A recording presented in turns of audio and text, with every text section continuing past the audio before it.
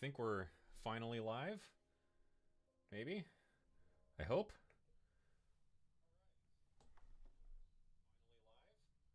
Okay.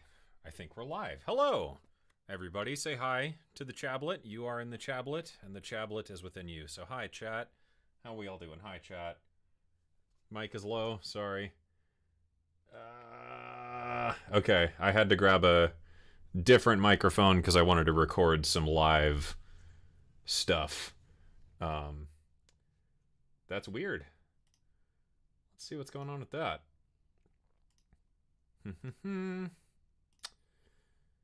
Filters. I don't know. That's weird. It's like brick walling in OBS, but it's clipping on my interface. That's weird. Let's see. How does it sound?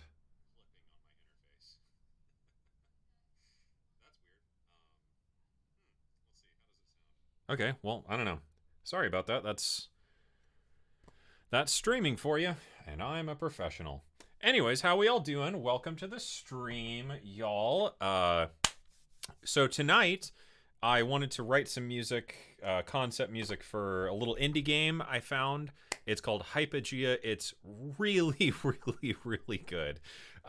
If you're not familiar with Steam's Next Fest, they do this thing I want to say like every 6 months or so. It's like twice a year usually, or 3 times a year, something like that. They do this thing called Next Fest, where you can download a bunch of demos of games on Steam, and some of them are from like really big publishers, but there's a lot of really great indie games that come up on Next Fest, and it's like one of my favorite Steam events just because I get to play a whole bunch of games, and there's always ones that are super interesting because they're just doing, I don't know, different things. So Hypogea is, well, I have some footage and stuff, but basically you're like a little robot and you platform and do cool parkour stuff and whatever, and it's great. It is incredibly atmospheric and interesting, and it gave me feelings I have not had for a video game since I played like Spyro the Dragon or something on like the PlayStation. It's very hard to explain, but I just wanted to maybe show some cool stuff that I found on Next Fest, and then we'll get into doing some stuff with this.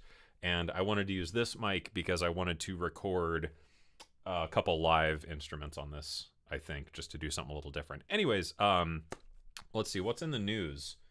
Just because I haven't done the news in a while.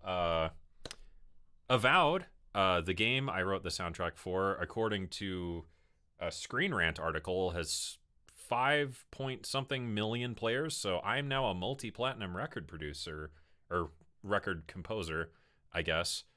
So that's kind of fucking crazy. Yeah, that's pretty incredible. And then Blacklight, new Pigments Bank, just released. You could find it on my Gumroad. There's also a free version if you want to check out the free version. Aura's Rooms, my Aura's series of instruments. I just released another one today as well, called Rooms. I recorded it at Sweetwater. It's totally free, runs in the free Decent Sampler, also on my Gumroad page. And then my course. I'm making a course about my work on the soundtrack of Avowed, and that is almost done. It is like 99.5% done. I just finished editing the trailer for that this morning, and hope to release that in the next 2 weeks, I think. And I'm working on a new YouTube video. I know I've only streamed lately. I'm trying to work on a new YouTube video. I'm just very busy. And YouTube videos are a lot of work, so I apologize. But, yeah, so that's kind of the news, as it were. And I guess I will show you some other cool games I found on Next Fest that I would recommend you play, and then we'll get into it here. Radiolite. This is one of the first ones. I'm working on the soundtrack for another indie game right now that someone who is working on that game is also working on this game. It's a really cool sort of narrative on rails experience. It was very reminiscent of the game Firewatch, if anyone's familiar with that. So Radiolite on Steam, highly recommend playing the demo. Very, very, very good. Static Dread. This was a weird one. It's kind of a I don't know, just kind of a weird atmospheric narrative-driven thingy. It's described as Lovecraft meets Papers, Please. If you've ever played Papers, Please, it's a really interesting game, very interesting narrative device, and this was a very cool variation on that. I liked this one a lot. Out of Sight. Holy shit, dude. This is a game where you play as a little girl who's blind, and you're trying to sneak around. I'm just gonna say that much. You're a blind girl, and you're sneaking around this like creepy old house. It has one of the most interesting twists on sort of the explore a haunted house gameplay mechanics I've ever seen. You really should go play this one. It's incredibly interesting. The Lightkeeper is Gone. This was really cool. It's a very lo-fi game. It reminded me of Myst. What was that spelled? M-Y-S-T, if anyone remembers that one. Somewhere in that ballpark. It's not like Myst at all, but it kind of is. It's a very cool lo-fi aesthetic with a very interesting setup. I'm gonna be curious to play the full game when it's out. The demo left me with a lot of questions. Stygian, Outer Gods. This was a cool one. It's like an RPG Lovecraftian horror question mark. Survival horror. It reminded me kind of The Long Dark. I think it's the only thing I could compare it to, but like with the atmosphere of Resident Evil 4. Very, very good demo. Liked it a lot. HyperX Fantasy. I don't really understand what this game is or what it's going to be about, but it was beautiful. Just in, being very much like a minimalist, this spoke to my heart. Just the design aesthetics were so fucking good and really pretty game. That was cool. Delirium. Loved this one. If you're into horror games, very different. They describe it as a suburban house after a mysterious explosion, reality begins to unravel. So you're kind of just walking through your own house as reality disintegrates. Very spooky. I kind of want to do a stream with this one next week where we write some horror music. So we'll see, but this was really, really, really good. It reminded me of PT, the Silent Hill teaser, but different. And yeah, fucking spooky game. Loved it. Broken Aperture was cool. Kind of a puzzly game, I guess, but very pretty. Yeah, interesting one. Broken Aperture. Chorus of Carcosa, or Carcosia, however you say it. This was really fucking cool. Really, really good graphics, and just it has a really great jump scare very close to the beginning that like made my butthole pucker. I'm not gonna ruin it for you. If you're into horror games though, this one is really good as well. And finally, Hypogea, which is what we are gonna do some music stuff for tonight. It's a little platformer game. It's very PlayStation 2 in the best possible way. It's made by Charlie Wagner, who I believe I saw in the chat here. So hi, Charlie, if you're watching. Very cool, very atmospheric, very interesting narrative device in that the characters don't speak at all. There's no kind of vocalizations in it whatsoever. So it's all told through like body language, which is really, really neat. So I'm curious how that's going to play out in the story of the game. But super cool, and that's the one we're going to do some music for here on stream. So I'm going to get that Reaper session booted up, and we'll get into it.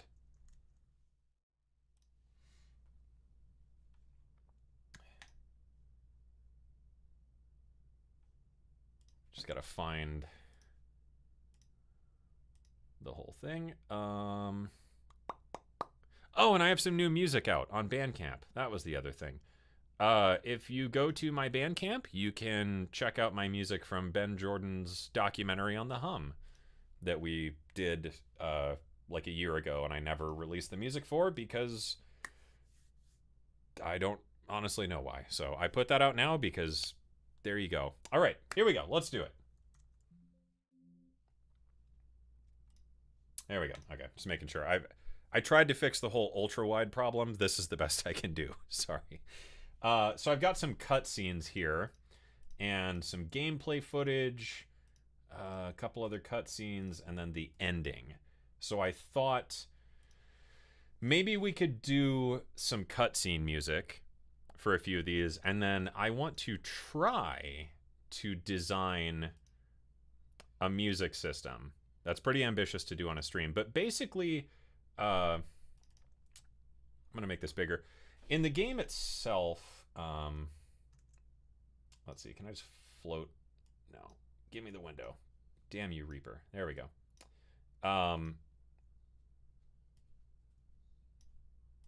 Let's see. So in the game, I'm just trying to skip ahead here. You are, let's see. Yeah. You're basically going around to try and collect these batteries in the first section. Really good sound design too, and this is a solo dev project. So Charlie, who is in the chat, pretty sure.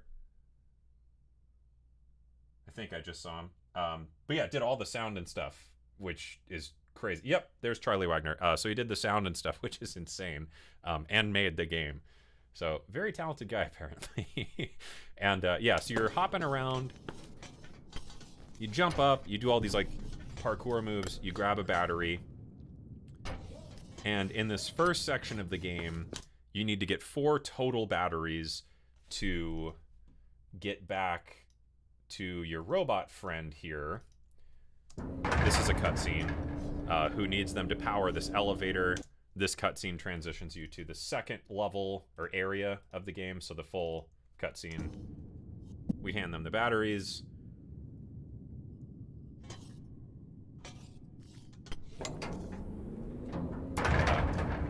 And cheers, by the way. This is Butterball. It's a brown butter, like, dessert whiskey. It's very, very good. From Ryan Warden, the producer of the Avowed soundtrack. He gave me a bottle of that, so thanks, Ryan, and congrats on being a now multi-platinum producer. That's pretty cool. This is the other action we perform. We walk up, they tell us no, wait here, and they show us, you know, here's the board. They put 2 batteries in, so we need to go get 4 batteries to finish it. The intro cutscene's another one where... I like that sound, too. We set up the story and stuff, all told with no narration or voice acting, which is cool. So I think we're just going to try and do something with that, and then the ending cutscene here is really beautiful. Oh, this isn't the ending, sorry. This is another one. We walk into the second area after ascending in the elevator. Our little robot friend goes into there, and the door snaps shut on them.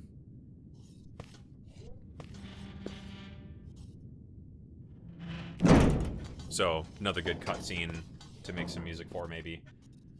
That's a little longer. You know, we could explore some more options. And then the ending, just a really nice, like, cinematic panning shot.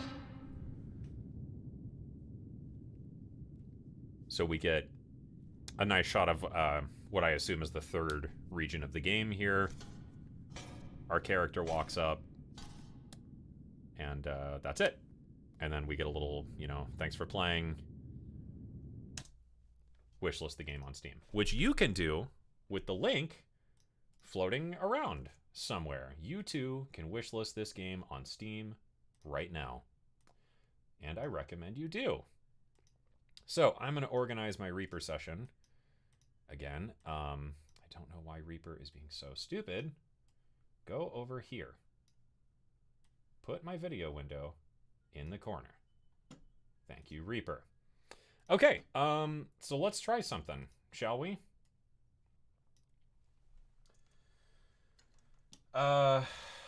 So I think maybe we'll start with the intro cutscene. There is some music in here already, though, if memory serves. Yeah, there's a little bit of music in there. I tried to record this without music, but I'm guessing the music in that scene is kind of baked into the cutscene. But that's okay. You know, we could just pretend. So let's start off. I'm thinking we start off with some strings. Because I think since all the characters in this game are robots and we're kind of in this, like, dystopian, not really dystopian, but like this decaying giant, I don't know, labyrinth, the music, I think, would be better served. I fucking hate Contact 8. God, this sucks. It just resizes to stupid sizes for no reason. I think it would be nice if the music is highly organic, just kind of, you know, as opposed to what we're seeing, which is very industrial. I think we're going to start with some strings. And I like string formations, Fracture Sounds. It's a great library. I like that bell sound at the start. So what I'm thinking is I have a tongue drum and a handpan over there, and I want to maybe do some live stuff with those too. Which we should figure out what key those are in, actually. Let me go get one.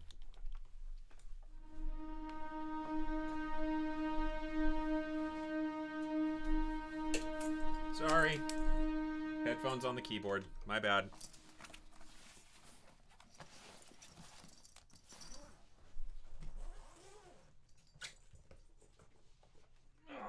Okay. What key is this in?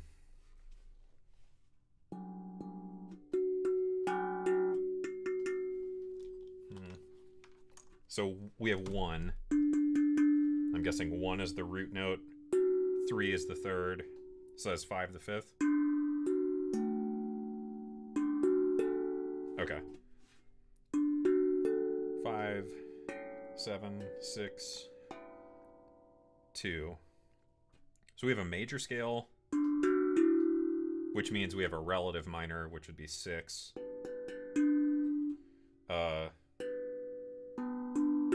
Yeah, 6, 1, 3 would be relative minor. So our major, look at that. First try, D.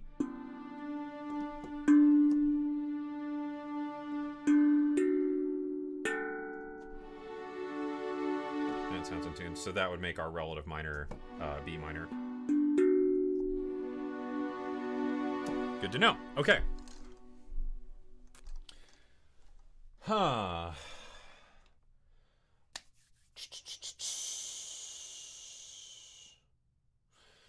So we're setting up, and this is an important thing. I'm just going to let you watch this cutscene and just kind of explain some thoughts. So we enter the game. Nice panning shot down.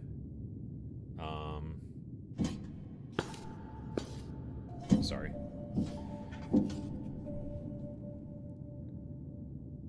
We reveal a character, no dialogue.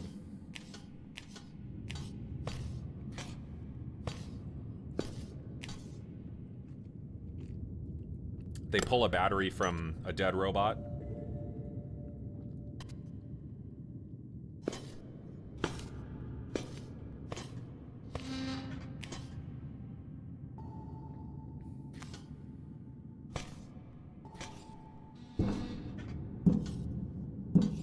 A little bit of danger here.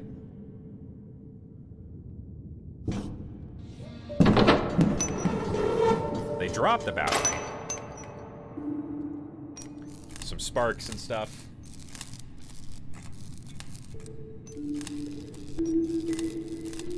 The arpeggio on the tongue drum or whatever they're Charlie used there. So this is actually your character. It's kind of a fun little twist in the narrative that you think that the first one's your character, but it's not. So this is actually you, and then you start playing.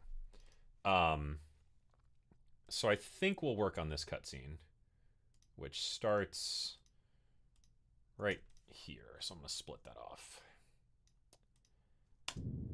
So what are we in? D major and B. I think the easiest lead-in would be some minor major 7 chords. So we could do like a B,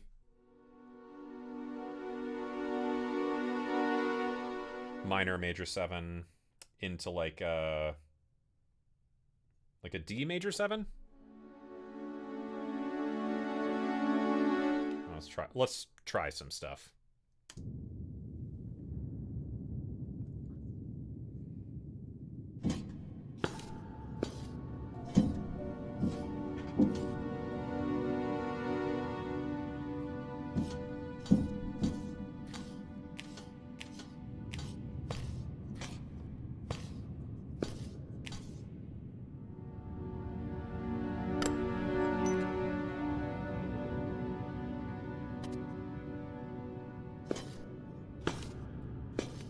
Yeah.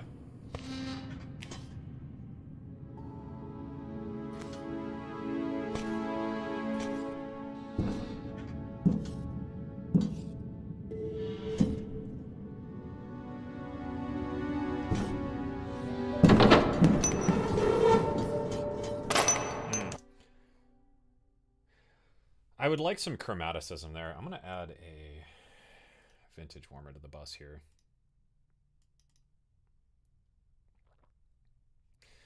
I mean, we could kind of cheese it and go with like chromatic mediants or something. Chromatic submediant, maybe.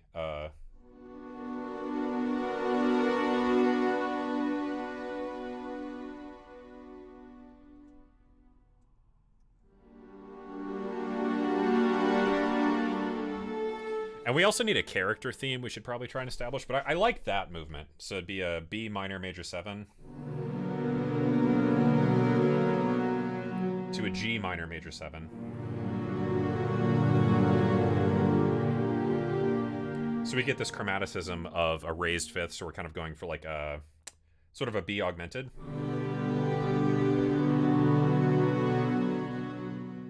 So maybe we could do something with that. Let's lay that down.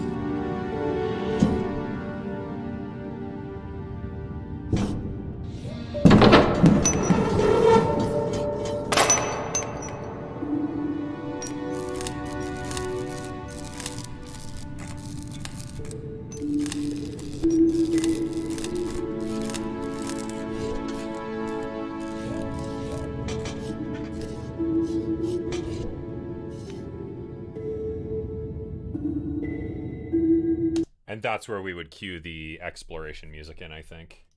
Oh, you patched it out? Damn. Okay, well, whatever. It's fine. So if you download the demo, which you can wishlist on Steam today, right now, you could rescore the scene yourself. Okay, so we pan down, and I don't think the music starts right away. I think we wait to establish a character.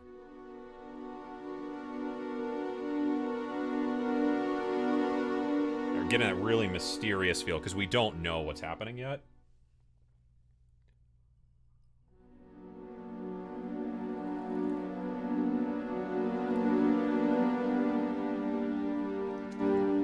Sort of adding in some stuff.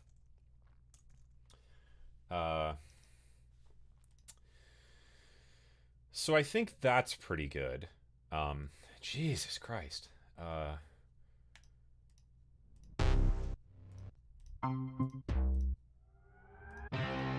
Maybe a guitar? Cool. Thanks, Contact.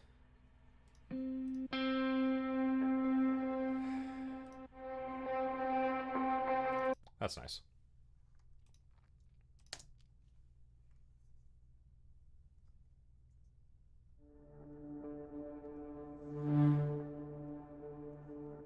Okay.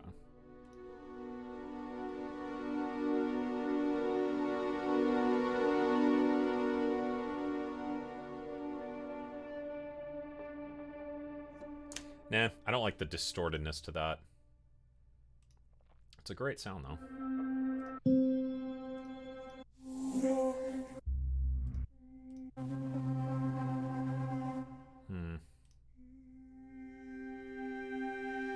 Ooh.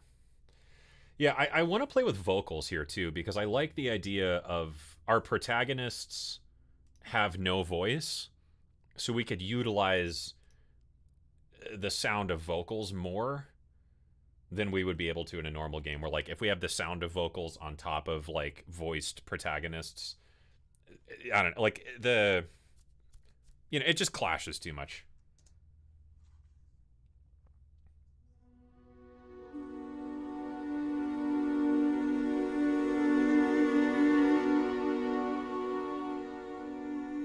Yeah. Neat sound, but not what I'm looking for.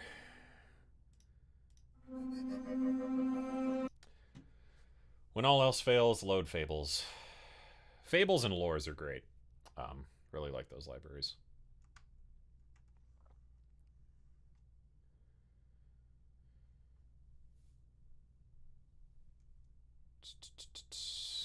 Just gotta wait a year and a half for Contact to load.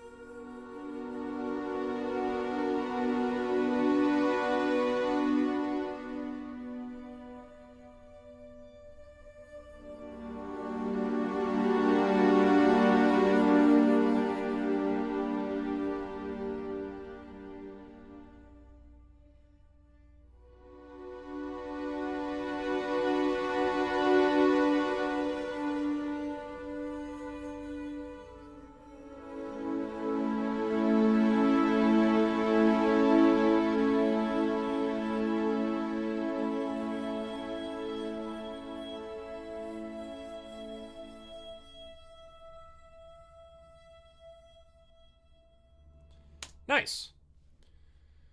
I think that works good. And then need some bass. So I'm gonna get my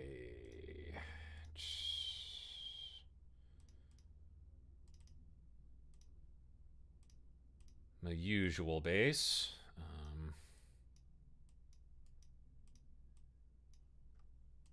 Let's try this out.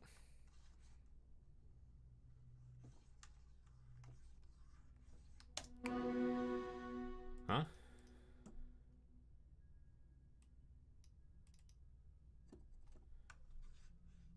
Yeah, where the hell's my sound?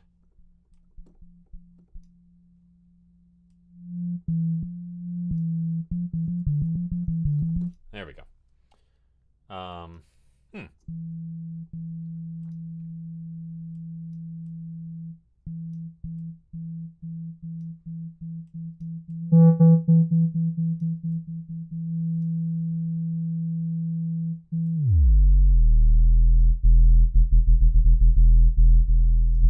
Let's try that.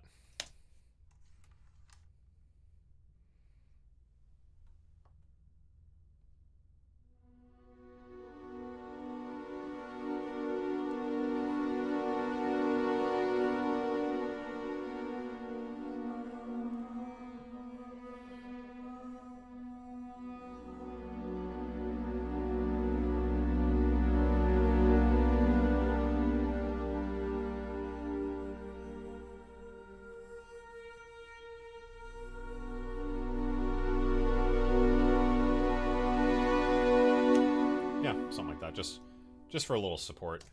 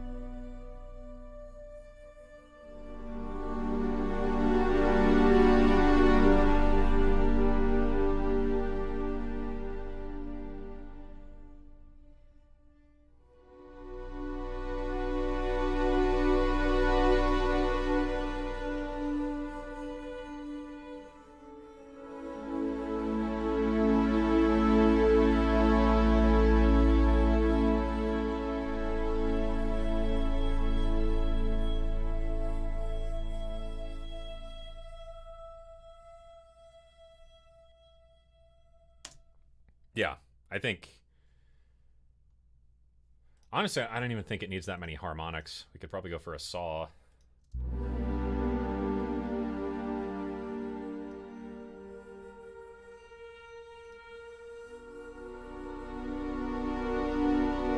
The string library is Fracture Sound string formations. Highly recommend the Fracture Sound stuff. I used a fuck ton of it on Avowed. It's really good. I think this is good. I think maybe it could use a little... It just needs some more color. I don't think it needs more... I don't think it needs more, like, shit going on. I think it just needs a little bit of spice.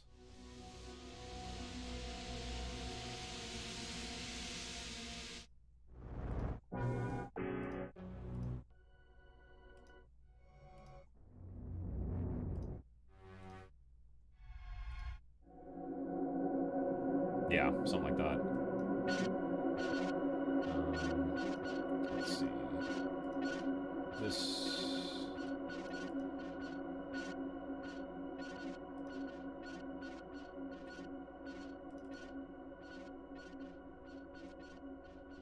Stop it. And then I want to assign the level to CC11. Right, how's that?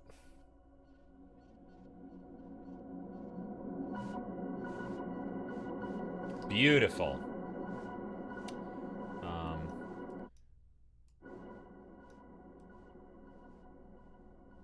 Too many repeats, though. Okay, cool. Yeah, Plux. I was thinking that, too. I have a Charango over there, I'm thinking. Just want to add some color here.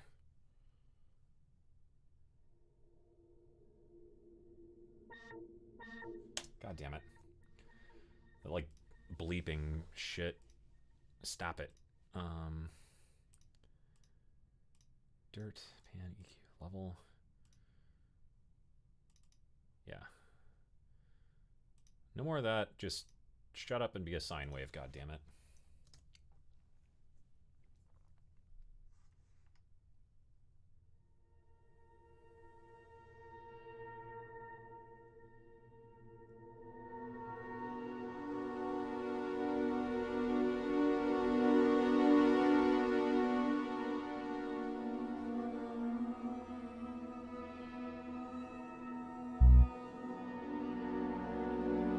Little MIDI fart on the bass there. We can fix that.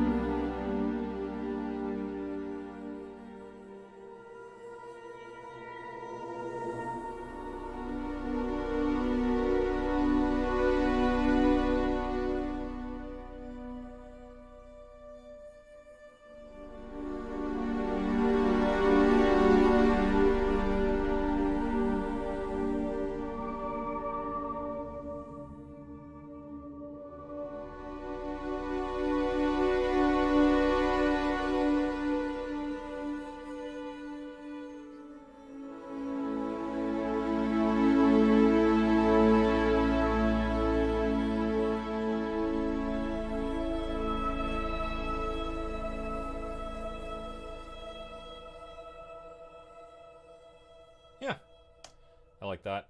I don't like the filter resonance being so high.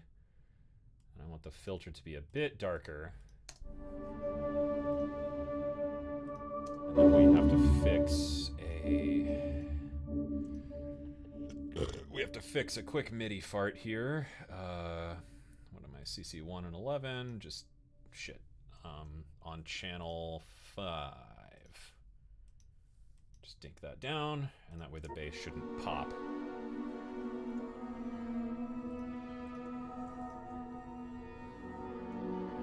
Great. Yeah, Plux. Plux is a good call.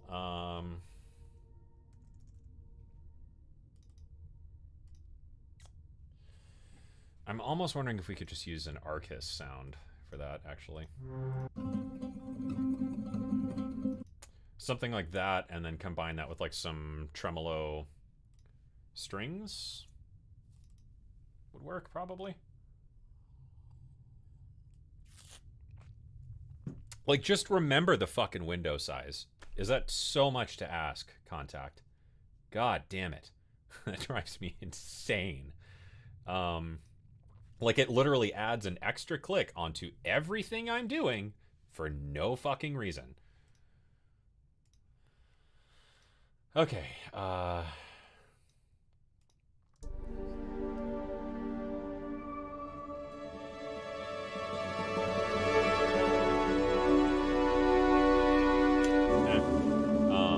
are we playing there? G minor major 7. So we could voice that like this, maybe?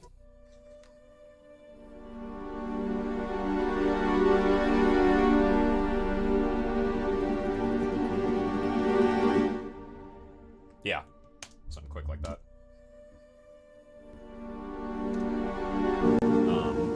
Shit.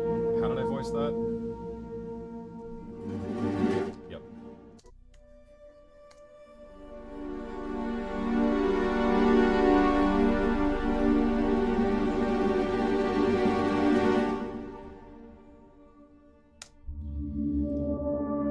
Sure.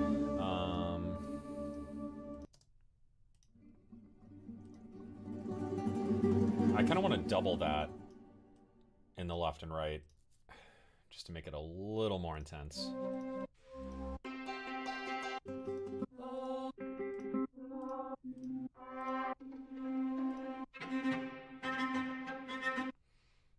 Maybe?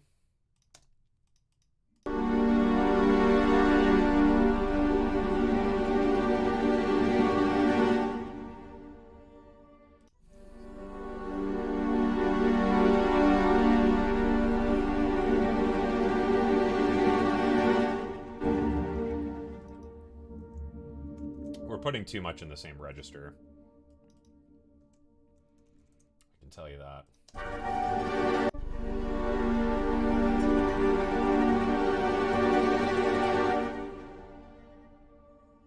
Yeah, I did try Musio, and I did not like it at all.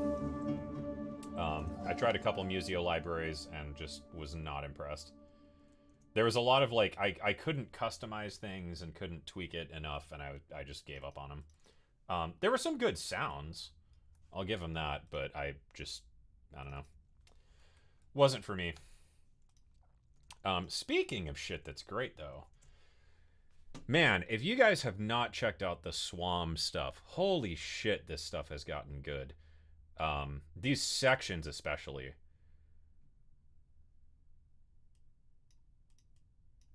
So we need to write like a quick character theme.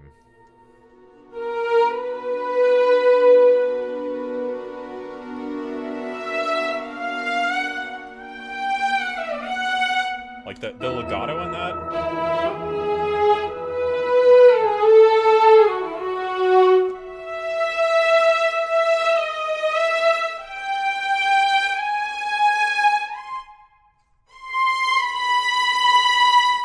So good. I feel like a violin or something. I don't know. Do we do like a...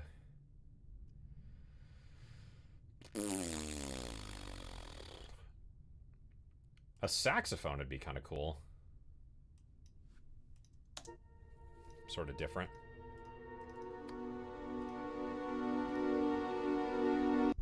So when we see our character, this is where the character theme would come in.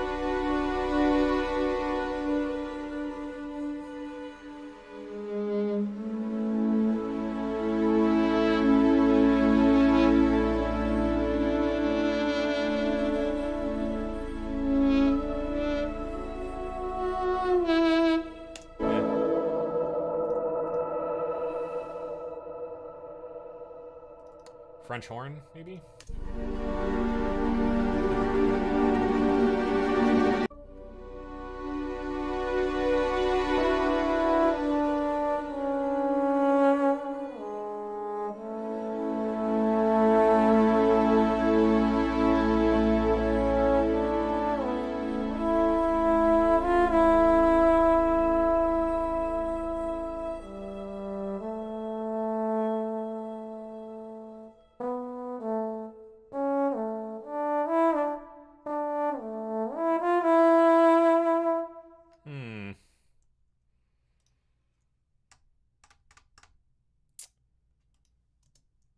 I like the idea. I don't like the sound. How about a violin section?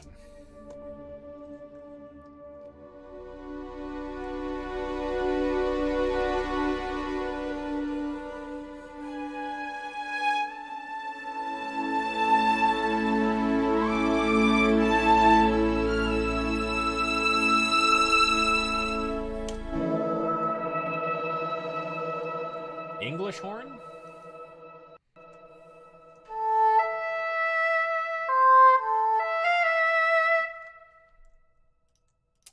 I don't know. There's an idea in there somewhere. Let me grab another string formations layer, actually.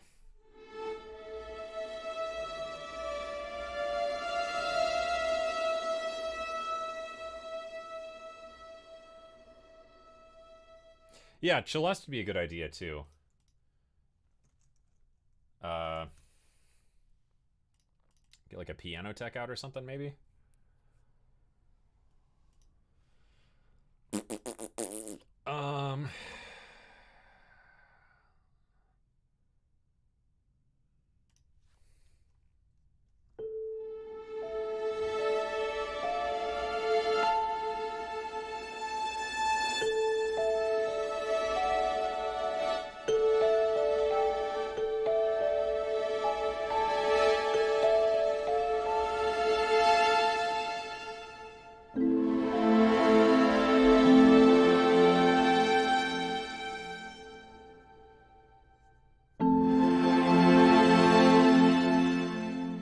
Just gotta find a good character theme in there somewhere.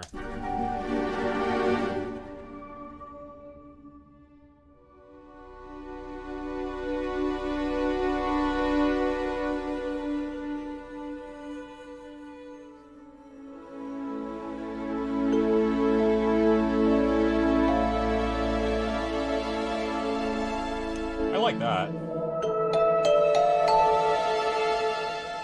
And it's adaptable.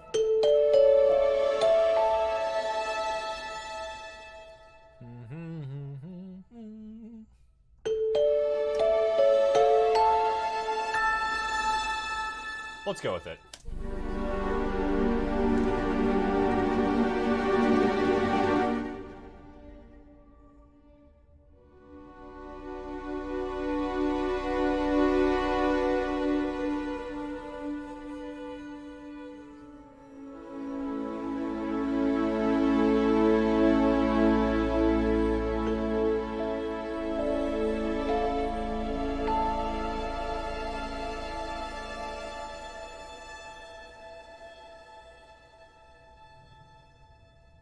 Okay. So that's our character theme, which we could probably adapt that character theme into like the main menu theme or something like that. you know, because that's pretty flexible.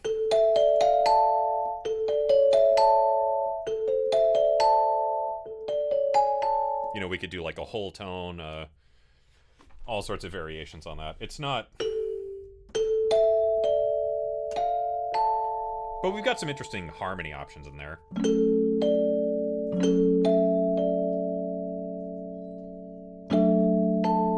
You know, we can do all sorts of stuff with that. We'll go with it. Okay, let's see how it fits the cutscene. I guess I need like a music bus, don't I? So in that case, I will get a limiter, and we can just give this a quick and dirty...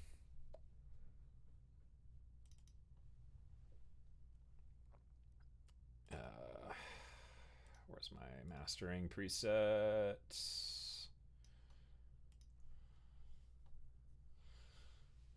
Okay, mastering preset on the music bus.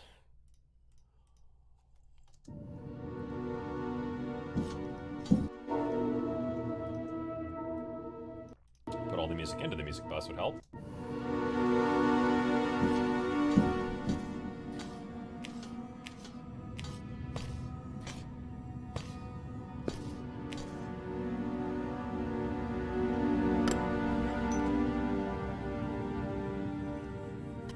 We need a solo line in here somewhere, but I like it so far.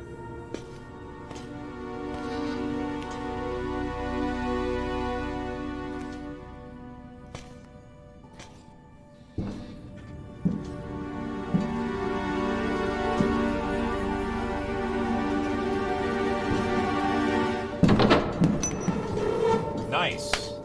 Look at that.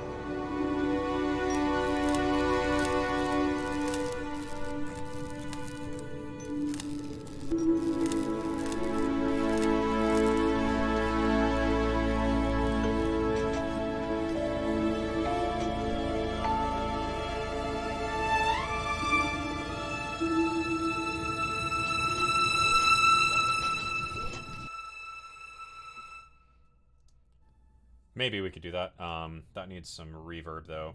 Honestly, the whole thing just needs to be put through, like, a good room. So why don't we just create a room bus, and what I'm gonna do is throw all of this into a room, and I'm gonna grab the free plugin, Melda Convolver, and we can just throw it in like a good chamber.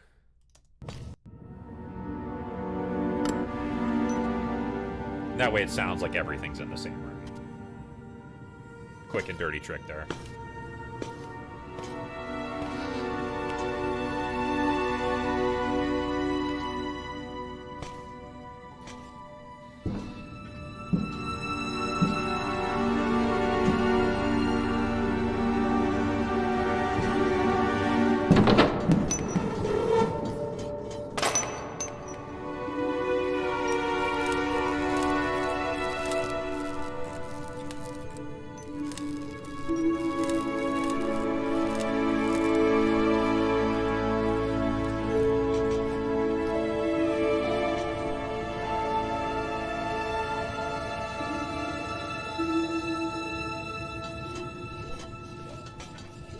Yeah, I think that works. So let's just lay down a quick melody on top of this with a solo violin section.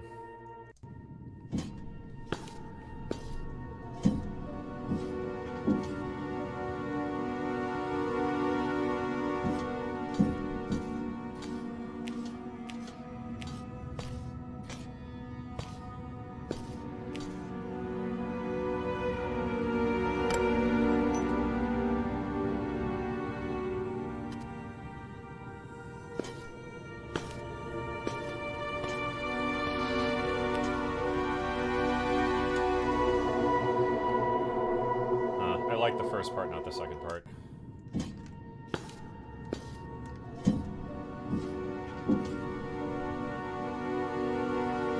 Sounds good, though. Getting somewhere.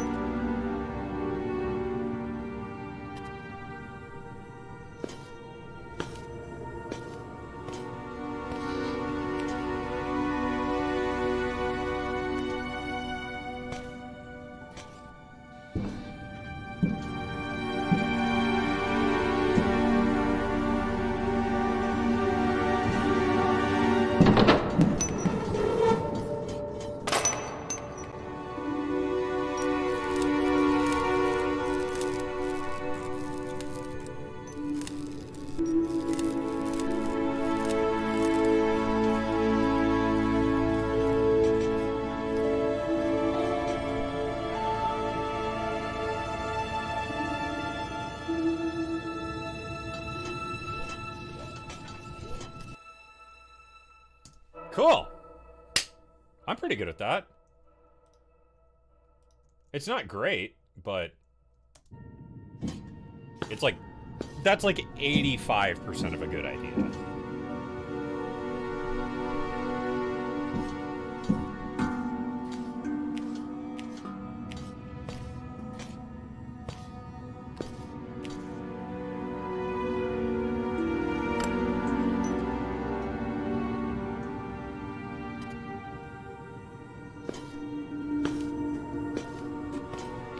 Honestly, like, fuck it. Let's get the handpan in here.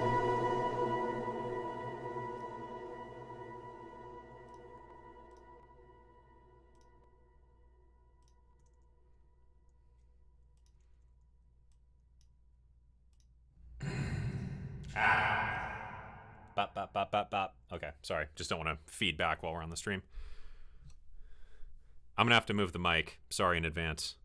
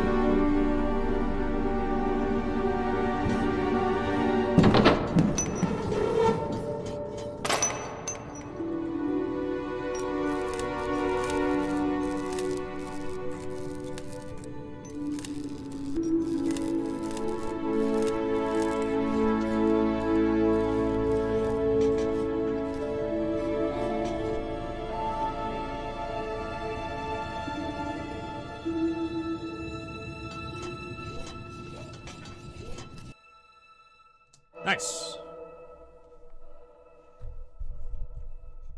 Sorry. I'm sure that's noisy and annoying. All right. Just gonna denoise that really quick.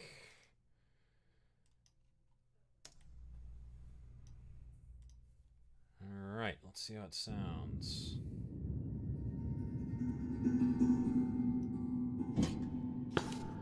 Sound good?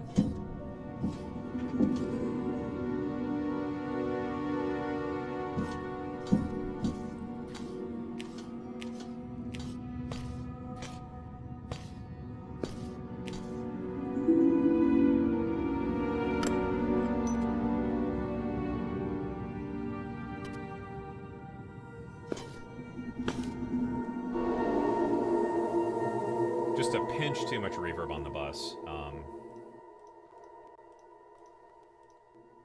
But I think we're good. All right, let's give it a listen and see if it fits, and then we're going to move on and try and do a music system.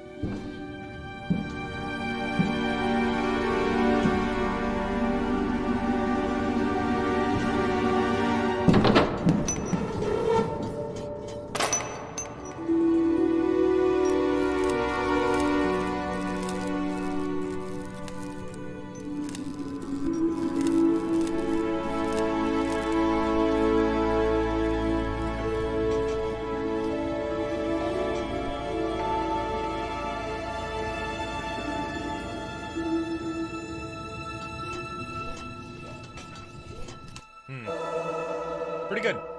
Yeah, I agree. It is a little too much. I think it's too much hand pan stuff. So I would probably be tempted just to like...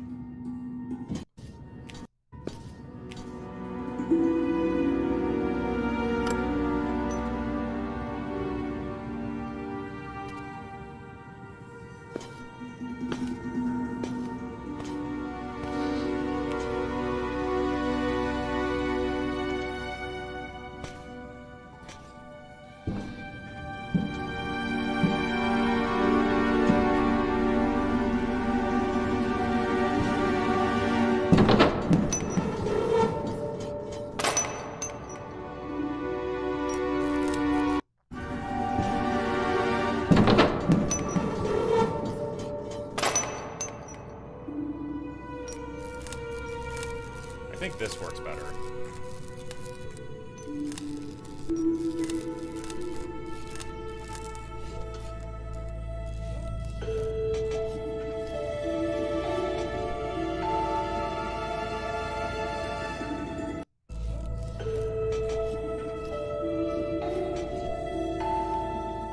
There is also, it's worth pointing out there, for those just joining, there is music embedded in this cutscene that's playing in the background, so without that music...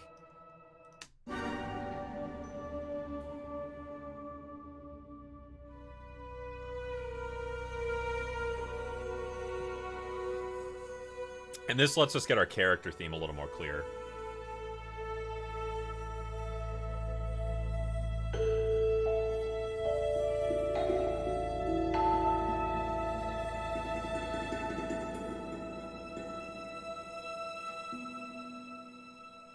I think that's really good. That's a little more tasteful.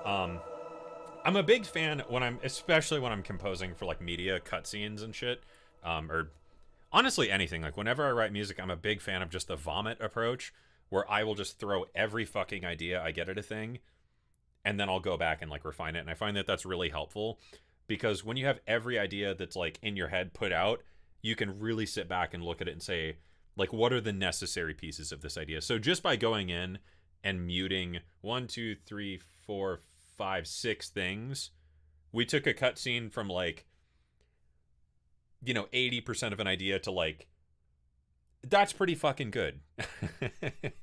Like that works pretty well. And we did that all with, let's see, we killed that track. So 1, 2, 3, 4, 5, 6, 7, 8, 9, 10 tracks. And that sounds really solid. The embedded music in the cutscene sounds like this. Plays more here.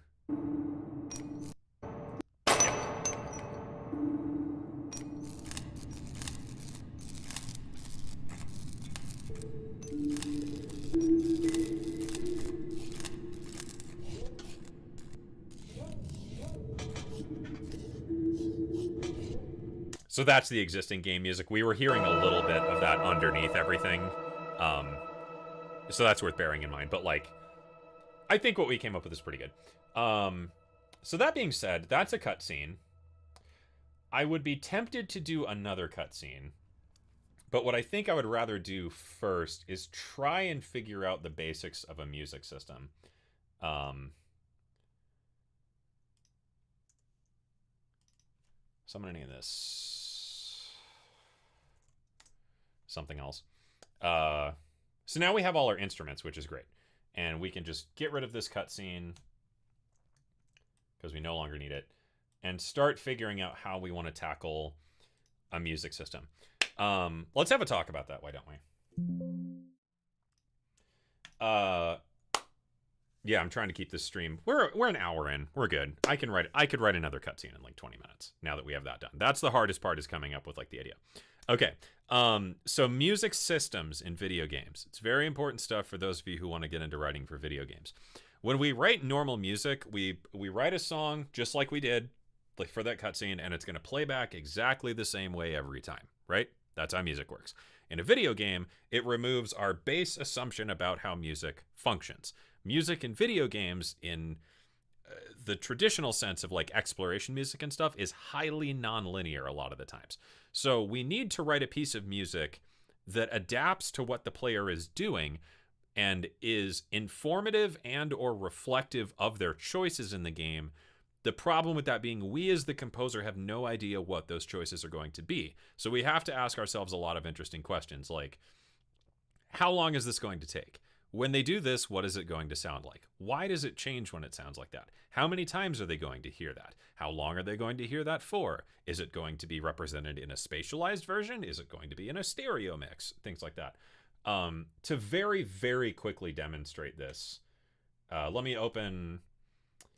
let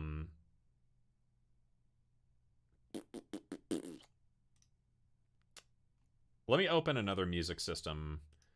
I don't know if this is going to work on stream.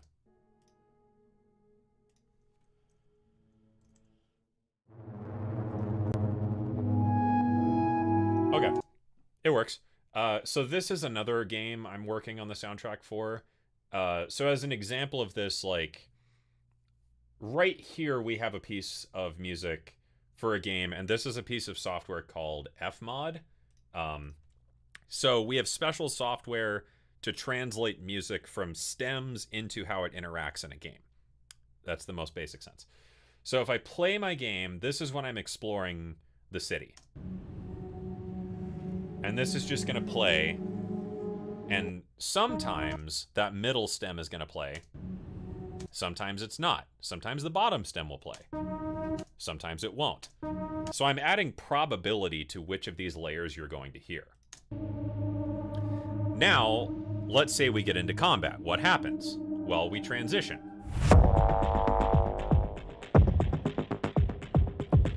And now we kill the guy. Combat's over.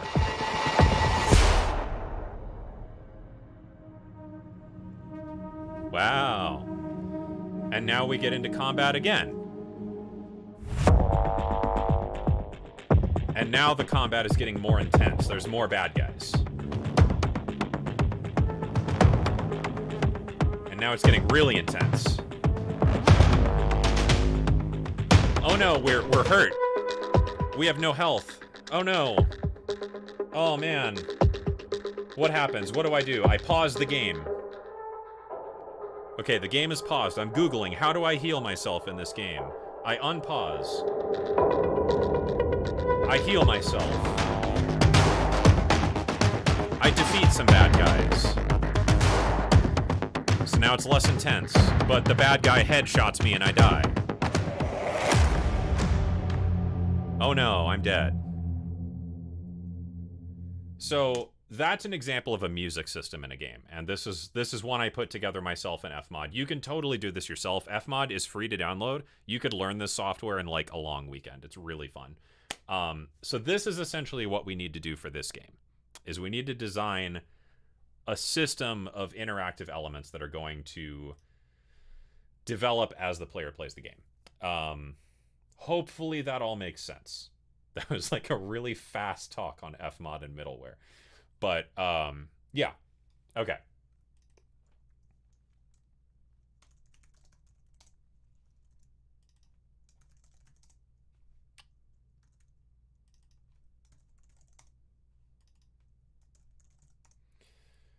So what are all these instruments? I should have named these. Okay, so this is... Oh, thanks. Yeah, that was a fun project. That I think that comes out like next year, maybe. Let's see, Stutter Orchestra. I think this is our Plux. And there's lots of different middleware. There's also Fmod, or sorry, not Fmod, Wwise. Wwise is a lot more advanced, but Wwise can do some really cool shit. My grandma's calling me. Hi, Grandma. I'll talk to you later. Sorry. Shut up, Grandma. I'm streaming. These are our main strings. Oh, Kontakt is so fucking slow. Pisses me off. And whatever this was, we don't need it. Shit. I forgot our character theme. Recent projects. Let me grab our character theme just so we have it. It was like an A4 chord. Okay. Just so we have it. So yeah, that's a music system in a game. So we need to figure out a music system for this game. Because right now, oh, sorry, this doesn't have music in it. Only the intro cutscene did. In this game, that music that plays during that intro cutscene is pretty much all the music in the game, to my understanding. Charlie, sorry if I'm incorrect, but it just kind of loops over and over, and it's just kind of an ambient exploration track. And it, from what I could tell, it doesn't do too much in terms of interactivity. So I guess we need to kind of think here for a sec.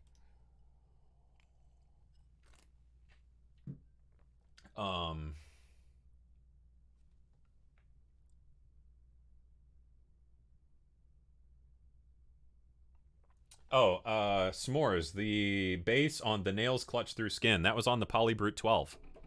Right there.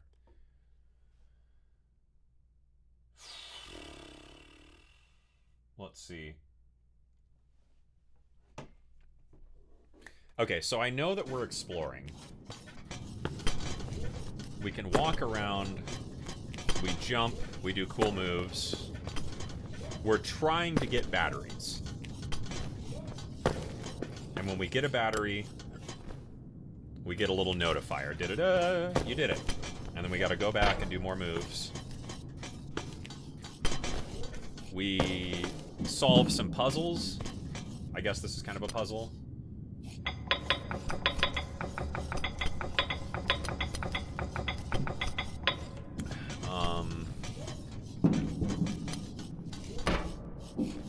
That's kind of it. We do moves, we solve puzzles, we try to get batteries. We have big moves, like that, where we do like a big thing. And that's pretty much it. There's not combat, there's not stealth. There's not really death. Death is binary. So we don't have a health bar. So binary death meaning we're alive or we're dead. That's it. There is no like low health or medium health. There is no healing potion. So we don't have to account for things like that. So I guess what we need to do is create ambient music that is going to reward you for finding a battery and maybe just has some stingers for like cool moves that you do. The trouble with that being we're not going to be able to do too much chromaticism. We're going to need to very much stick in a single key to make sure that everything is very homogeneous, because when we call a stinger event in Fmod or Wise or whatever the game is using, it has to play over exactly where the music is playing. So we can either go non-tonal, like chimes, or we could go tonal, but if we go tonal, it has to be within the key of the music. So we're going to get more ambient for sure. What about some Abyss?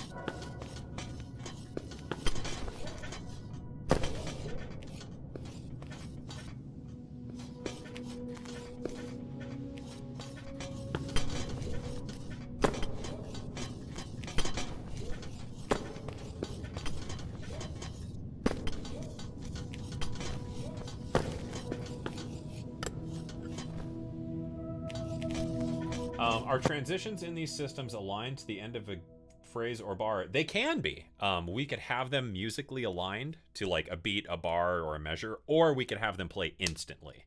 And that's up to you as the composer, generally. How do you think it should happen? For stuff like the demo I showed, the combat transitions can happen instantly, whereas the death transition kind of rolls in a timing sense, just because it plays with continuity better. But the pause interaction I demonstrated is instant. It just instantly starts applying submix effects. A probability of different notes, what moves, and no, so that's another thing we can do. Like I showed in that Fmod demo, we can have probability systems for each stem or sound. So what I would create typically is like just an arbitrary number, let's say 5 different things. So like when our robot does a big jump, you know, I could have a big flourish like that, but I would create 5 different versions of it and just tell the audio system, like, pick one that plays whenever we do that.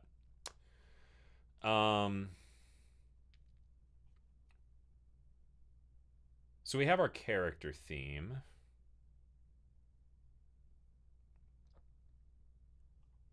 Let's lay down some Abyss for a minute, and I think we could just aim for, like, let's just call it 2 minutes of music. Because you know, I would probably go for like 6 minutes in a game like this. You can complete the demo in about 20 minutes, 30 minutes. And I think I kind of speed run this. I only spent 5 minutes in the first level. So I would say like 4 to 6 minutes would be the actual mark. But for the stream, we'll just call it 2 minutes. Guess we need to decide on a tempo.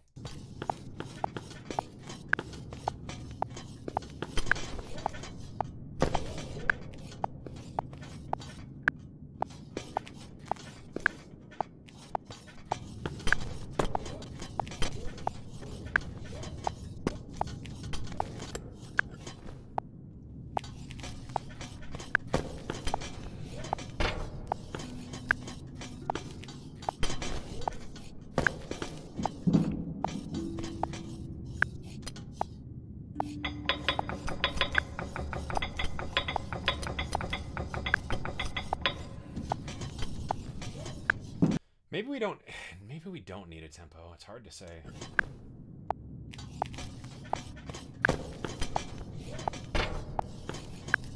Because we could have it just not have a tempo, and that way it's very, like, aleatoric.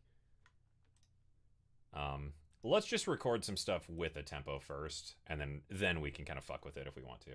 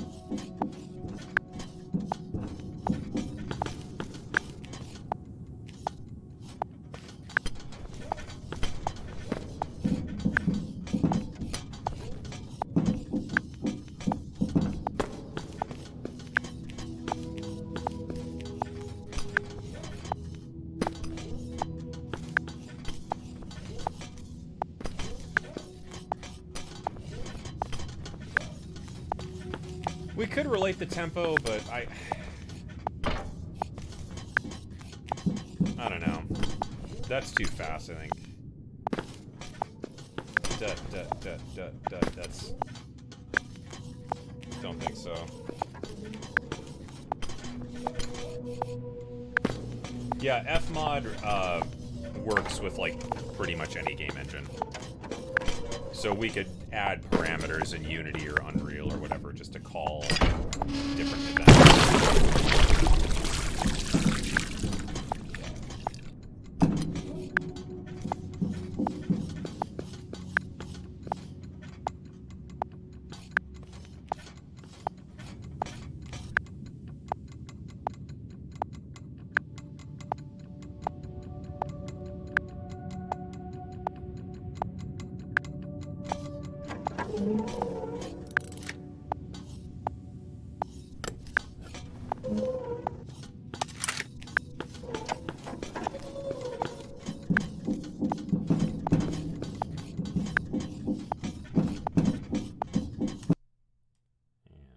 Okay, cool. So that's going to be our music bed.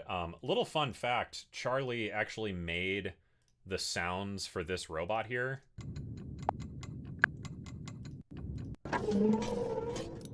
Those noises from a windshield wiper sound, which is kind of cool. Okay. So we're pretty predominantly hanging out in B minor the whole time. So let's get some hand pan or tongue drum. Let's get some of this tongue drum stuff in here.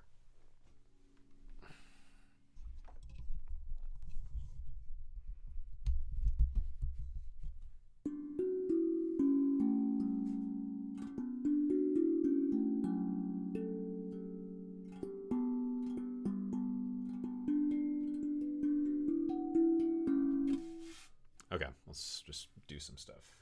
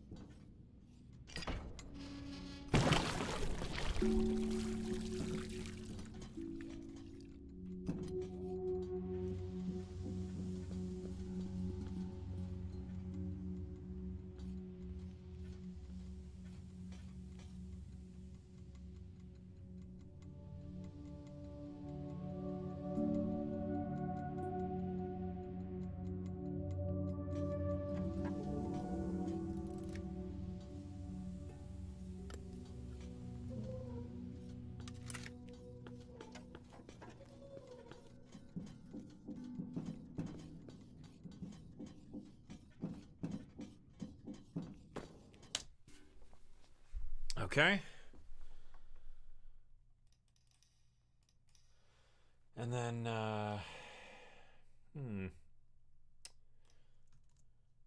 what we could probably do, since this is all pretty much hanging out.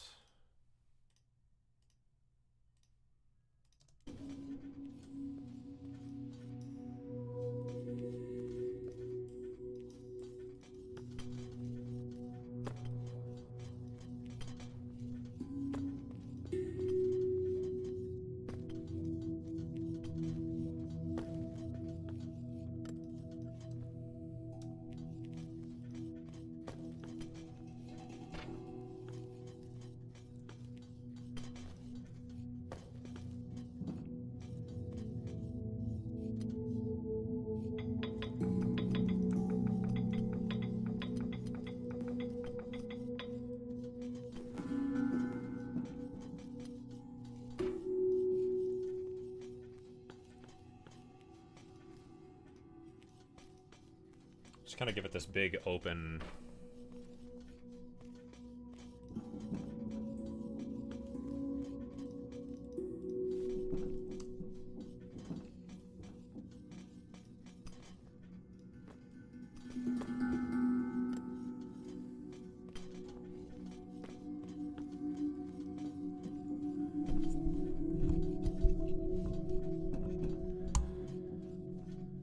Something pretty out of the way.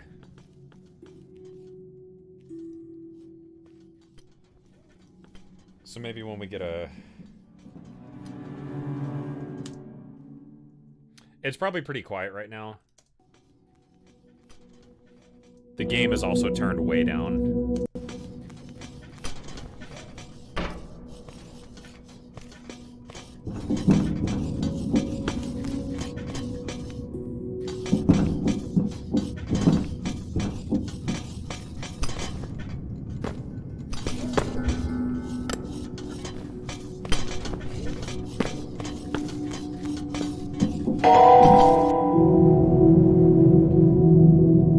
So our character theme in B, 15461.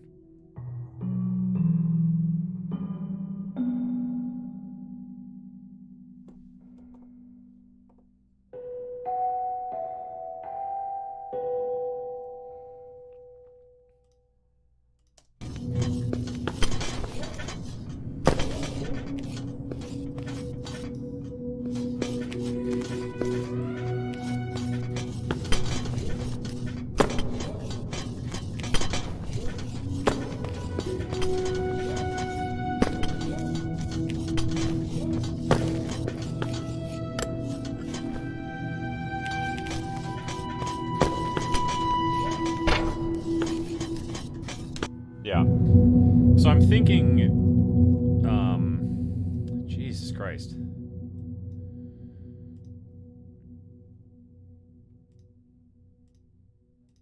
We should just get some bass swells in here once in a while.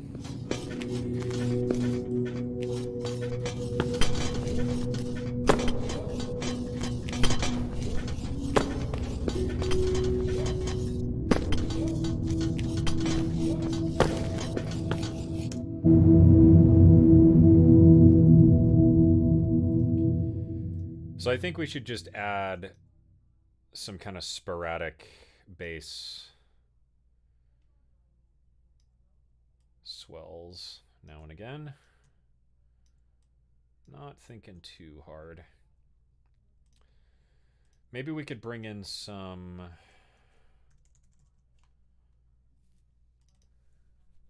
augmented brass or something.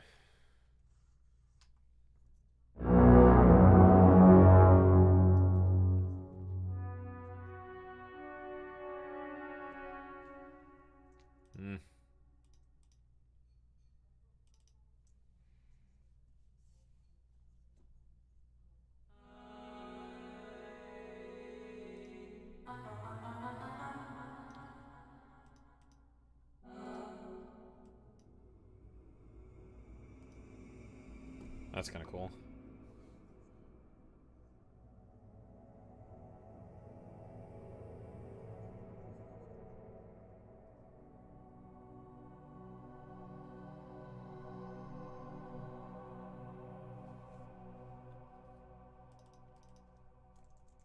Just every once in a while.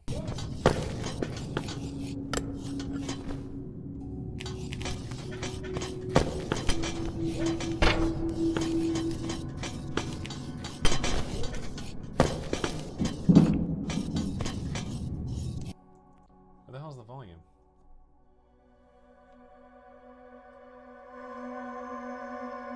There we go.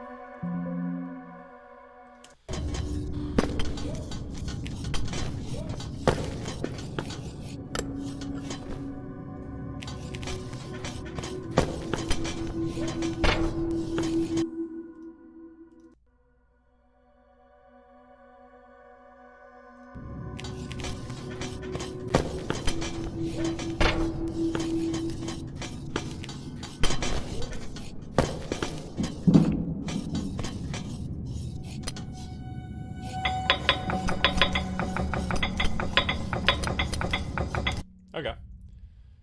I'm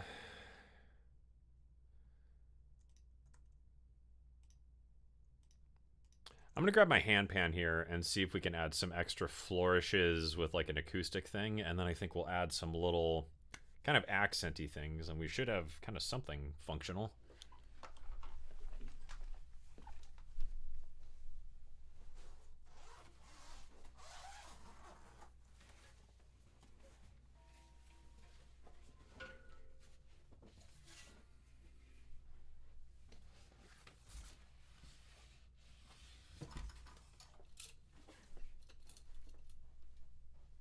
Gotta get out the old hippie drum.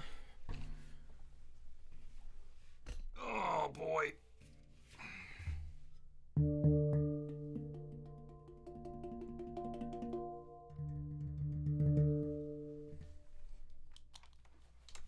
Cool.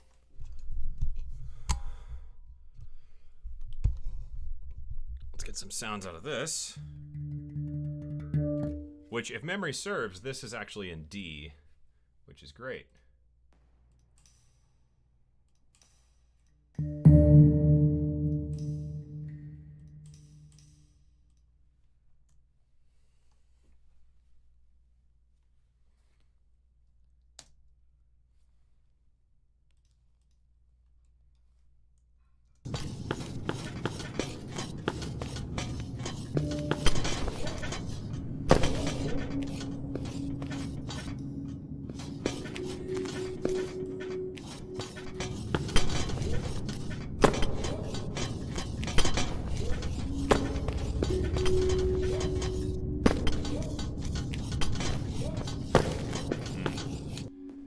What key is this in?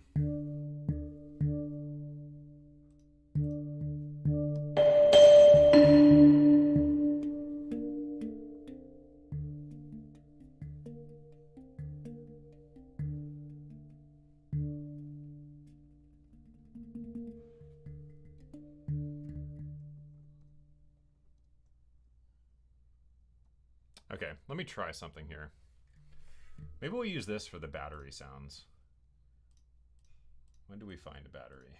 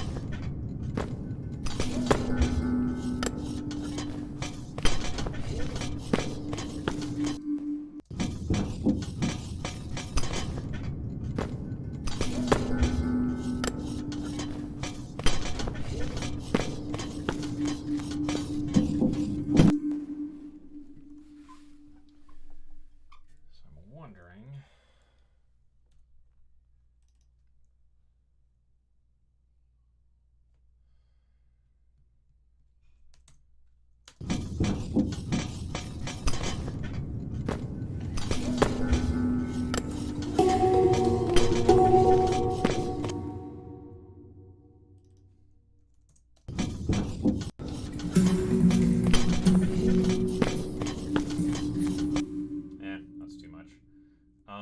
Maybe we don't need that. It's too low. It is cool, though. Maybe a different note?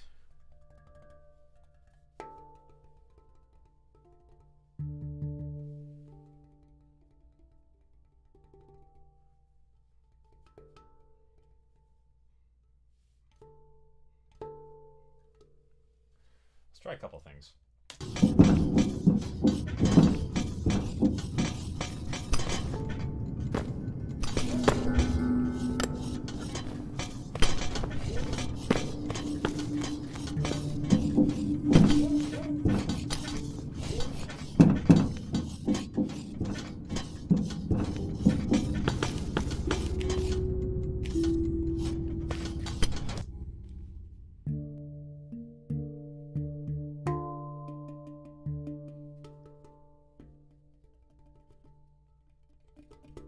Okay, maybe some of those will work.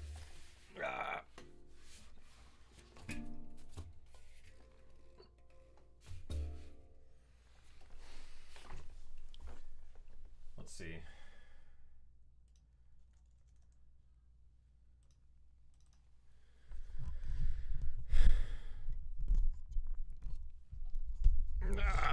My guess is some of those are bound to work.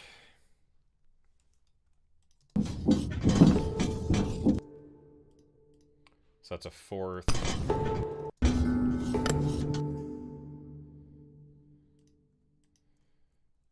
So we could tune this up. 2 semitones to be in key. D is in key.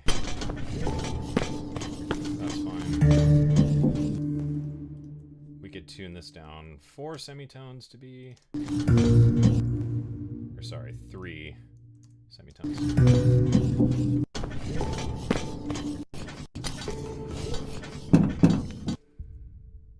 And tune this up 2 semitones.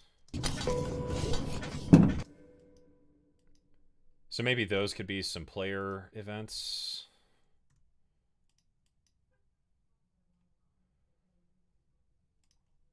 Let's try. So I get my first battery. Right.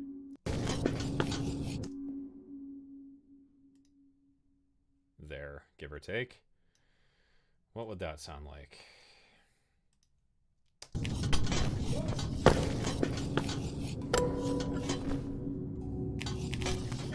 That's not bad.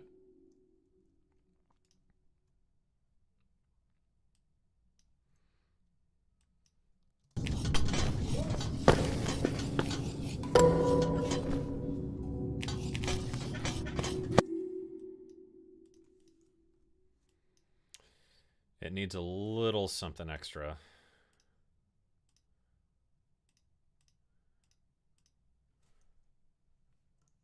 So maybe...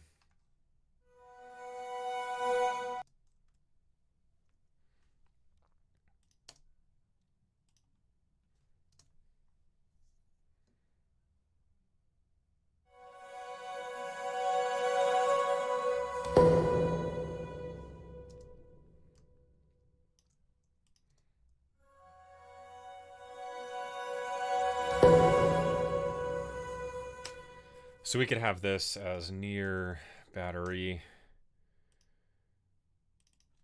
grab battery, but it needs to sound a little more interesting. I don't really want to do a bunch of like sound design here on stream, but I think what we could do is like get, I don't know, something really weird. And just make this sound a little cooler.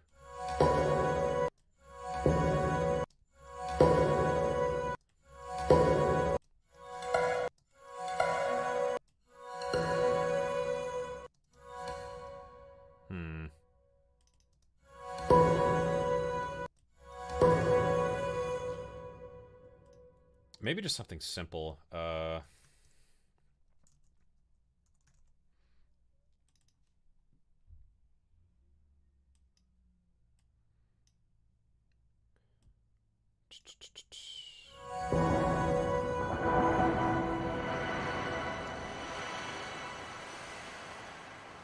That's way too intense.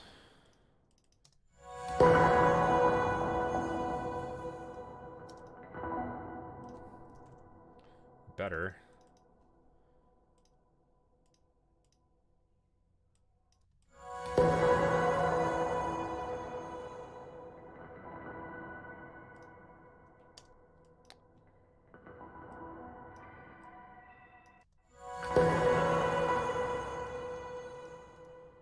Almost.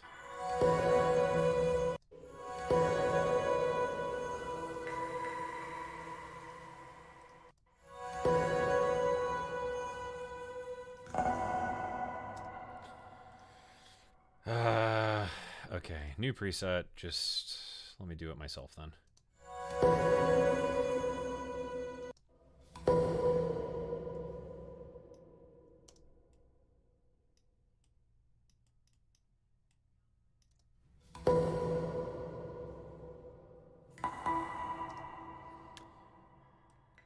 And then I want the offset in milliseconds.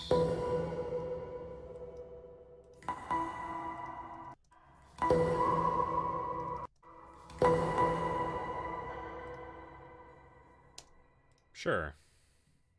That's not too bad. And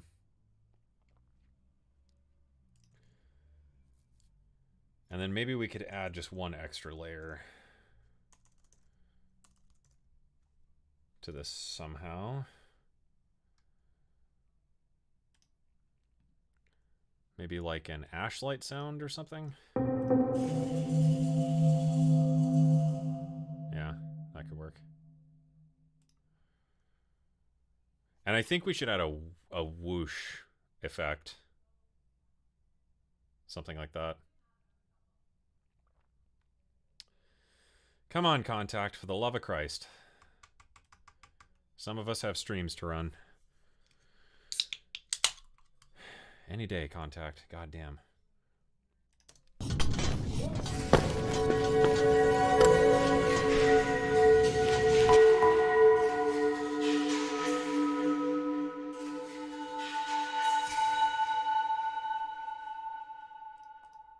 Something like that.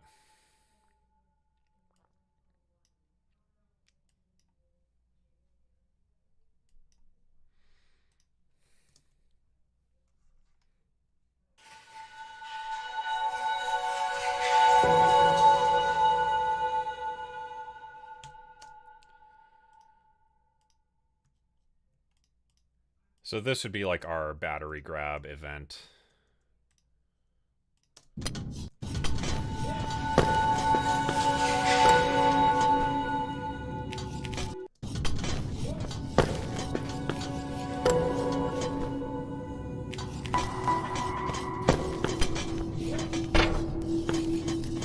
Yeah.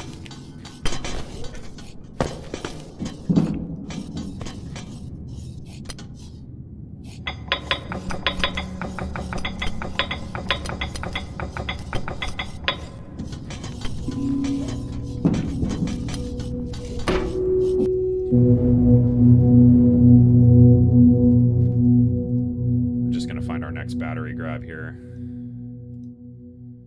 just so we can kind of test our theory.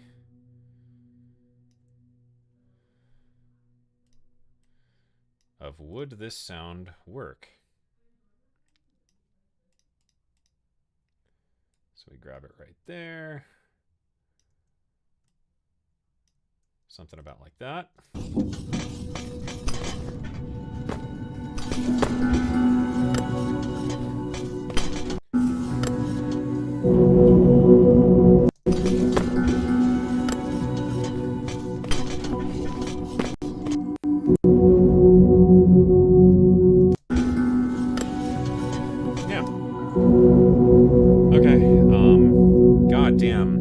Abyss is gonna make me lose my fucking mind if it keeps doing that.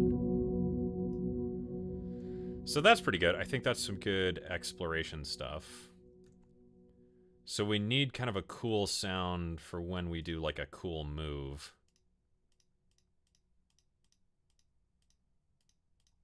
Or it'd be an example of that. Like we do a big jump.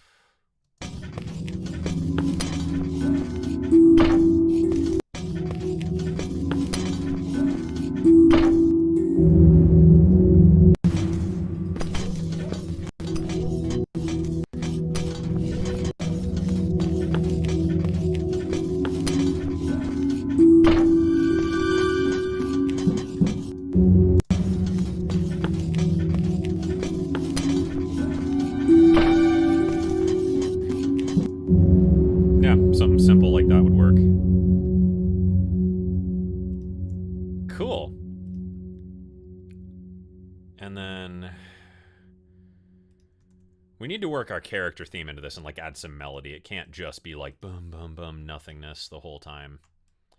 So I think I want Sordino strings.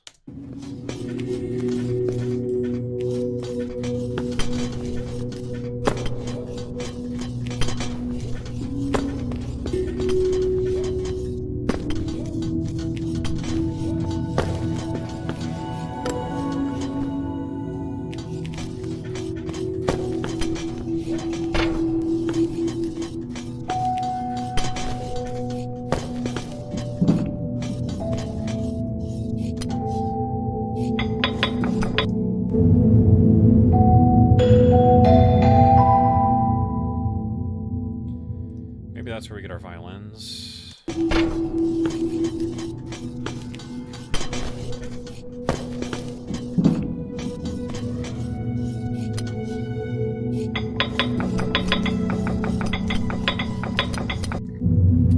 Not liking those. Jesus fucking Christ, that Abyss patch. I hate that Abyss, like, rings the tail out. Like, it drives me insane when I'm working.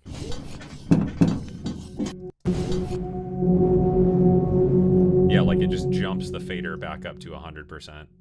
It makes it so fucking loud. We're just gonna leave that muted for right now, I think. The Swam stuff has too much legato.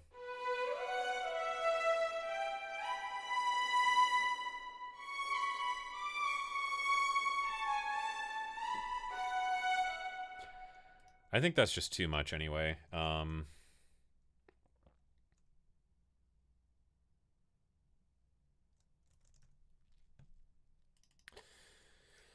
I'm thinking we could just get some extra atmosphere movement going as well.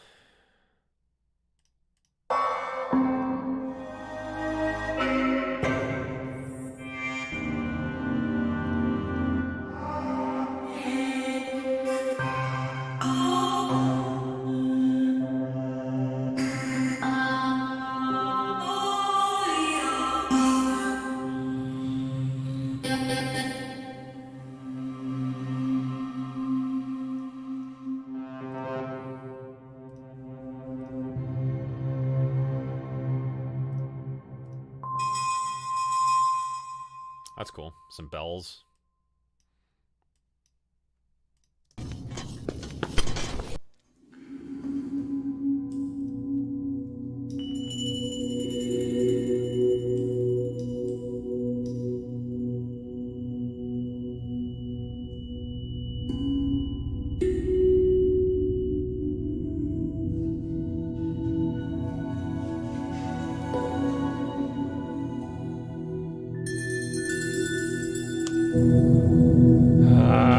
God, like, I hate this shit.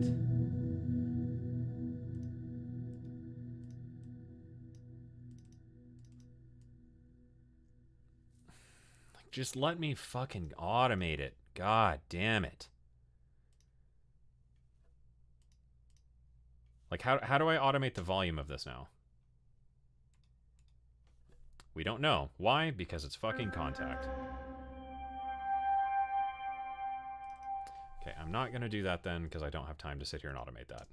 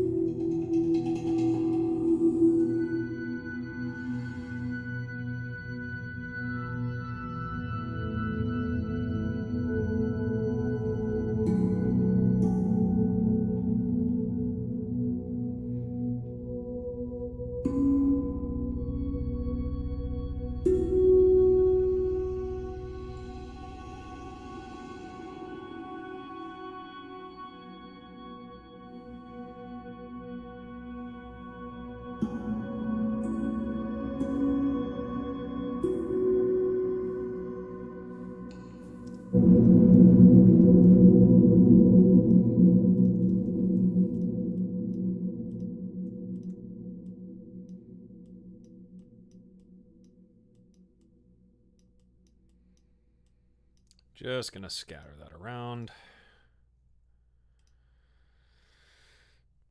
And then, I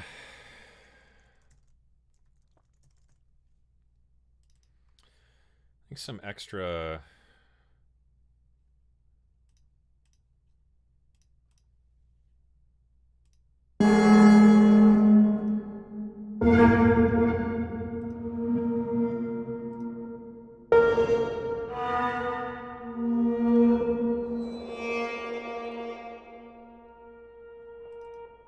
Yeah, just like some extra pads. Just for a little more character.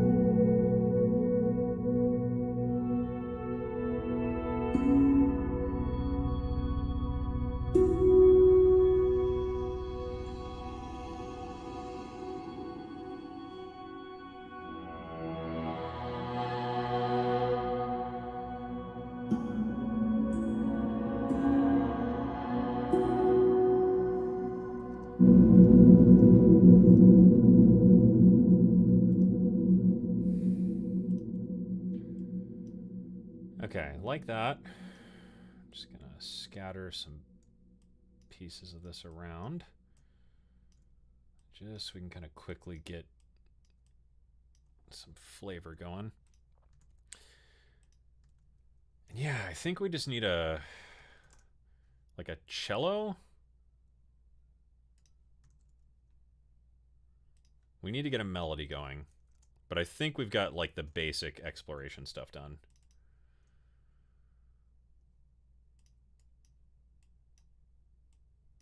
I'm pretty happy with just the bed there, because I think it doesn't get in the way.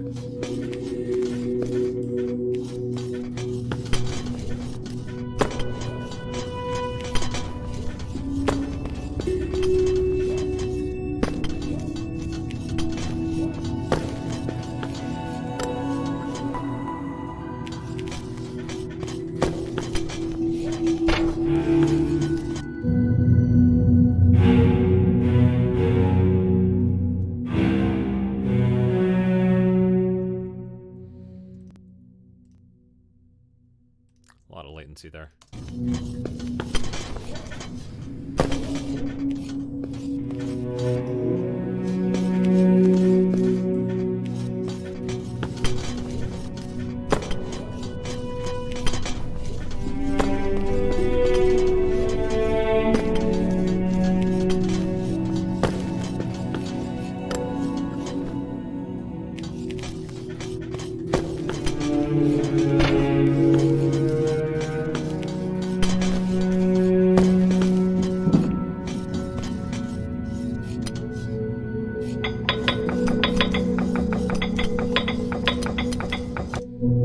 Something in that ballpark could be nice.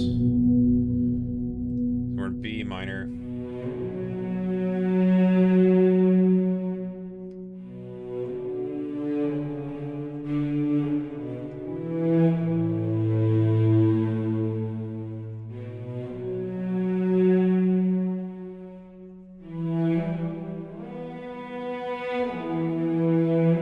Oh, Charlie's out. Hey, thanks for tuning in, Charlie. Glad you made it.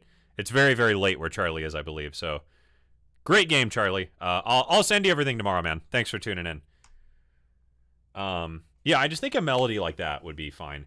It's maybe a bit sad, but I think there is sort of an air of, like, melancholy in a game like this. Just because you're very much on your own. And it's very empty. And I believe at one point we even see... Maybe I cut that footage. No. We even see a bunch of, like, decommissioned robots. So I think maybe not too melancholic, but, you know, something with a little bit of longing. So let's just fucking wing it.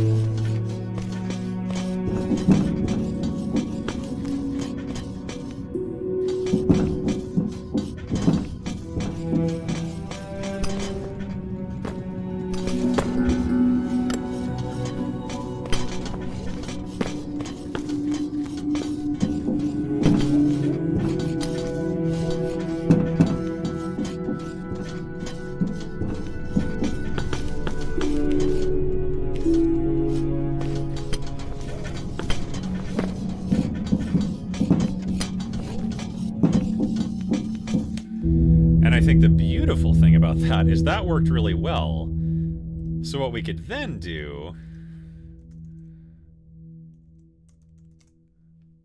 is we could just duplicate that, crank it up an octave, turn it into some violins, and then get another violin section. And the cool thing with the SWAM instruments is that it already knows that I made a new violin section, so you can see here it automatically pans them out into the different Divisi sections, which is fucking awesome. That's a super handy feature. And it adds like unison anti-phase stuff.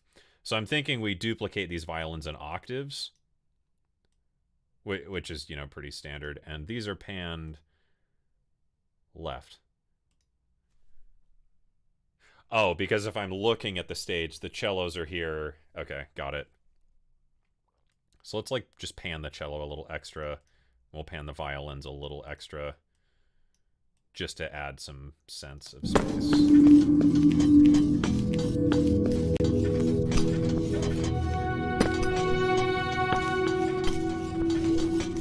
Maybe we'll pan them.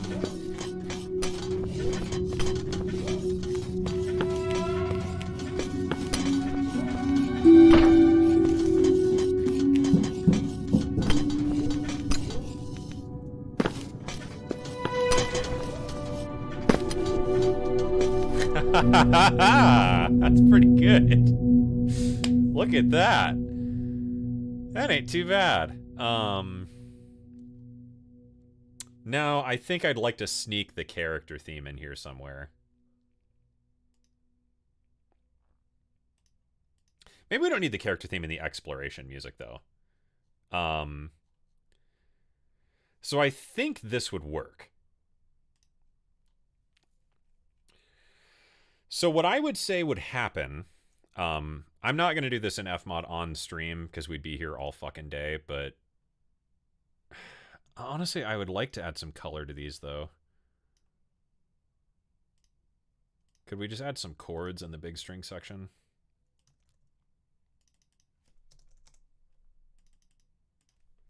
I'm just going to divisi the ensembles real quick. Divisi means divide. A and B, 1 and 2. So I'm going to divisi these into like a low string and a high string section.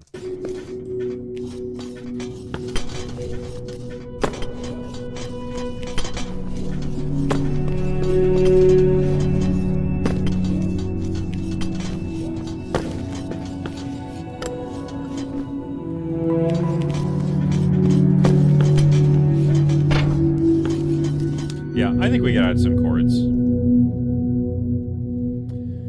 So what are our harmony options? Obviously we have B minor, we have D major, we could get a B flat major. That could be nice.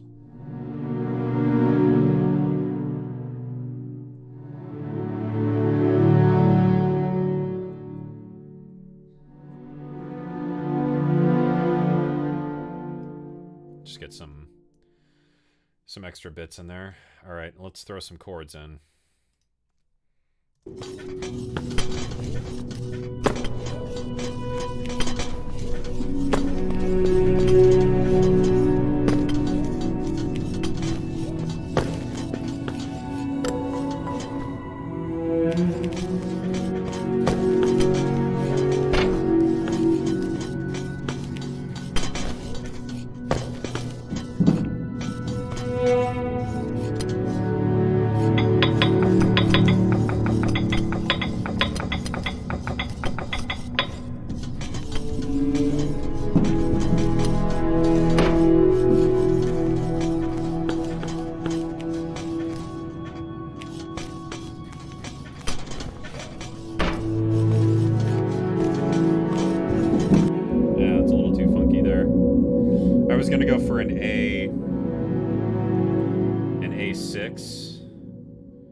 Maybe we could go for a like an E sus2 instead.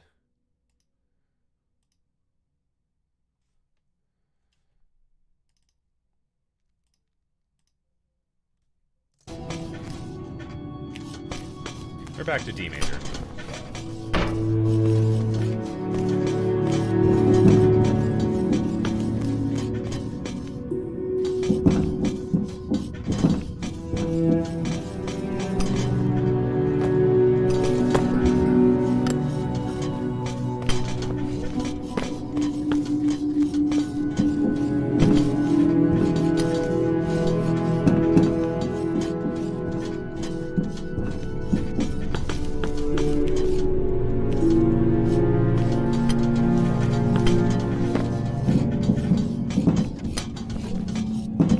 Actually, that last chord should be major, I think.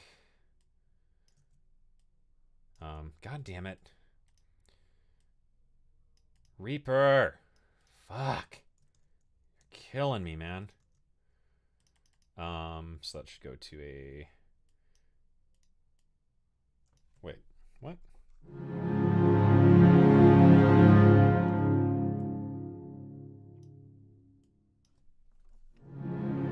Oh, I'm a dumbass.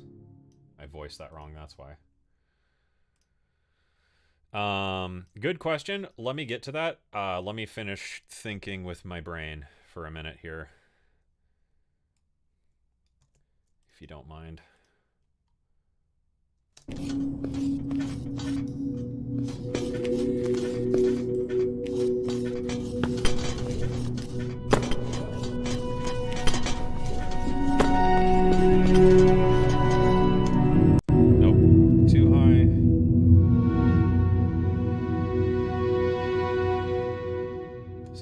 Oh, Zach Heidi's here. Holy shit. What up, Zach? How you doing, man? Oh, Jason Graves is here too. Holy shit, we've got the whole crew. Wow, Jason Graves is a good buddy of mine, in case you don't know. And we released the new Pigments Bank called Blacklight.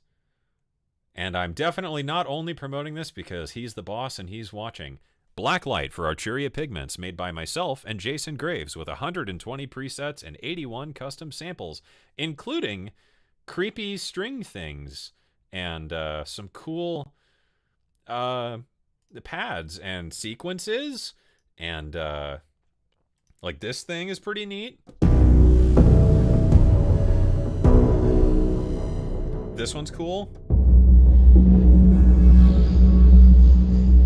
We've got some cool textury bits. And lots of other cool stuff. It's available on Gumroad right now. And if you want to hear demos of like all the patches, check out Viral Beats, who's in the chat. He did a great video on it. Last night, I think, actually. Or maybe 2 days ago? I don't know. But whatever. Go check out Viral Beats' video or check out the demos. There is a free version as well with 20 presets if you want that. And Zach Heidi, for those of you who don't know, a fantastic YouTube composing channel. You should really go watch his stuff. It's great. What was I doing? String sections. Shit. Record.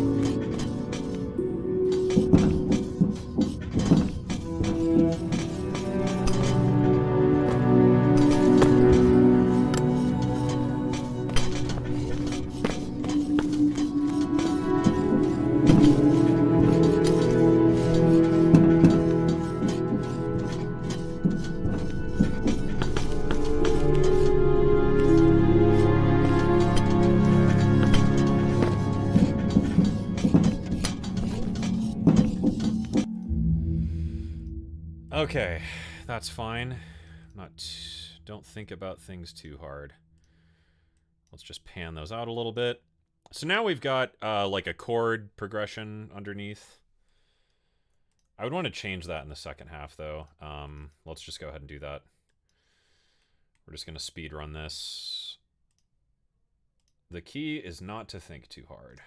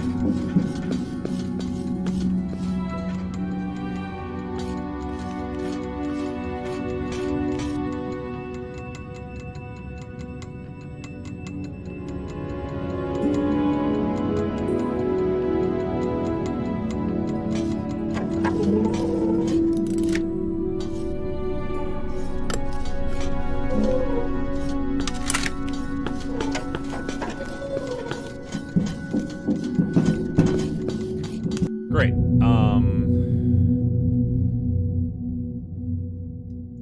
We gotta write a high string part. God damn it. Fine. Okay. We're gonna do it. We're gonna do it. We're gonna do it, and we're not gonna think about it too hard.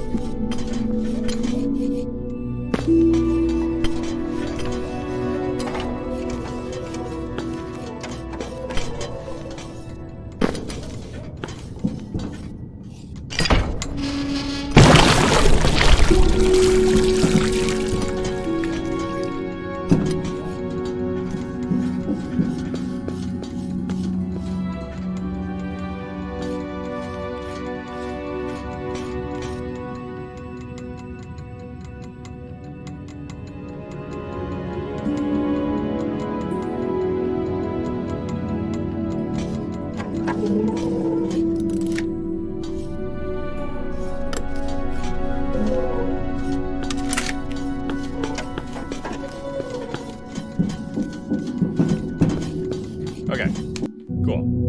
Good enough. Don't think too hard. Just make stuff.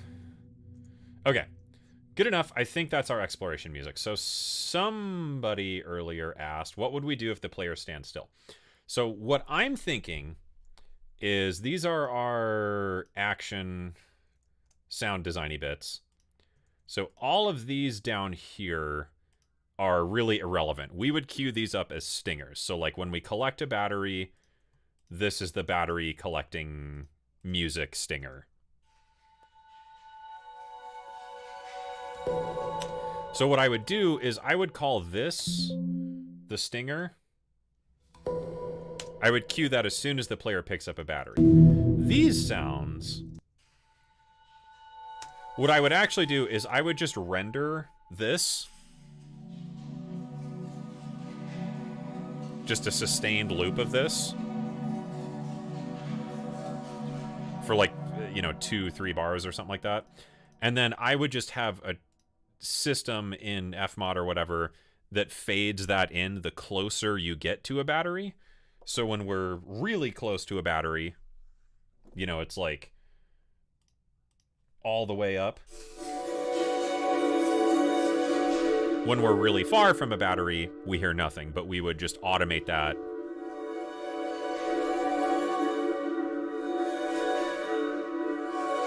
Based on our proximity to it. And we could even add an octave layer to that or something. When we're like really, really close to a battery. So we would just, in the game engine, we would read the player's proximity to the target we want them to reach, in this case, the battery. So basically all of that stuff right now is just irrelevant. Oh, and then we have our strings here. So when the player does a dangerous action, like this big jump I did, we would just cue up a little stinger like that, just a little, you know, swell of like a 4 chord or something. That way, harmonically, it could just kind of be placed over whatever. So I think how the music would work is, honestly, I should add some of these in here too, maybe.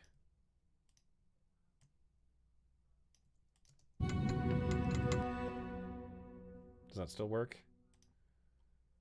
Does that play at all? Weird. Okay, doesn't matter. Don't think about it too hard. Anyways, I think what we would do is all of this would be zeroed out. Let's get the game sound going here. So the player is running around doing stuff, and I think I would cue up these 3 tongue drums first.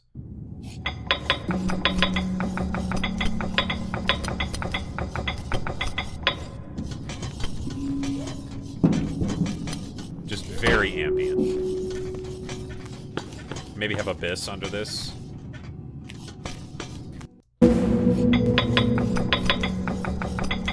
So this would be going all the time. We would just have a nice bed of like nothing. You know, it's not doing anything. It's not that interesting. It's just there. So then maybe we could have some layers based on a probability system. So like this pigments layer may or may not play each of these segments. So I would add like a 50-50 probability you may or may not hear that. Then the Dune 3 sub bass, same thing, like a maybe divide that into 3, so there's a 30% chance you would hear any of those. And then the, what is this thing? Yeah, this would be like 50-50. And honestly, this is annoying as fuck.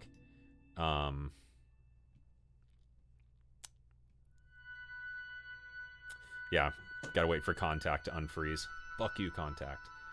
God. I know. It's fine.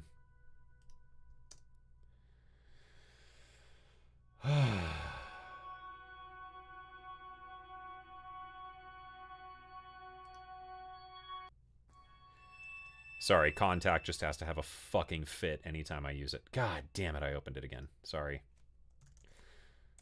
I would probably add some more reverb or something to this, just to make it a little more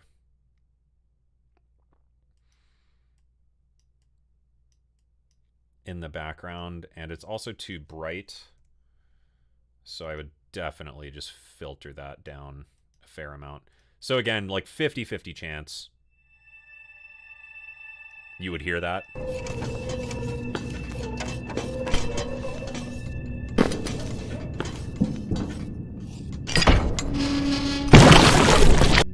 The string sections would be the interesting one. I think what I would do is I would have the first violin and cello.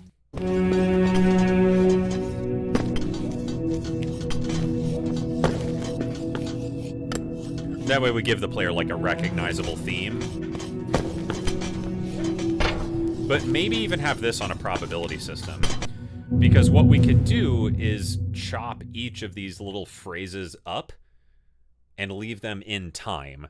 And then in Fmod or Wise or whatever, I could say there's 100% chance you'll hear this. There's a 20% chance you hear this. There's a 30% chance you hear this. There's a 100% chance you hear this, and so on. So like we can get really granular with how like probabilistic we want the music system to be, which is pretty useful because with just a 2-minute piece of music, if you are here exploring for 30 minutes, because we have all this probability, it doesn't sound like you're hearing just the same 2-minute loop over and over. You don't really know that things are changing. Then we would probably add a system where I would bus the second violins, those octave violins, I would bus these together with the string chords so that there's like a 20% chance you hear that. So every once in a while,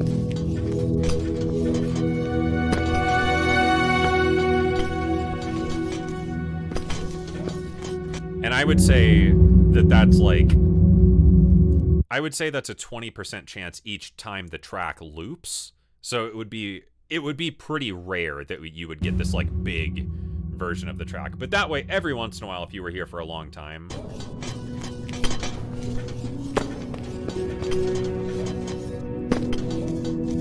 you know, you'd get a much larger track.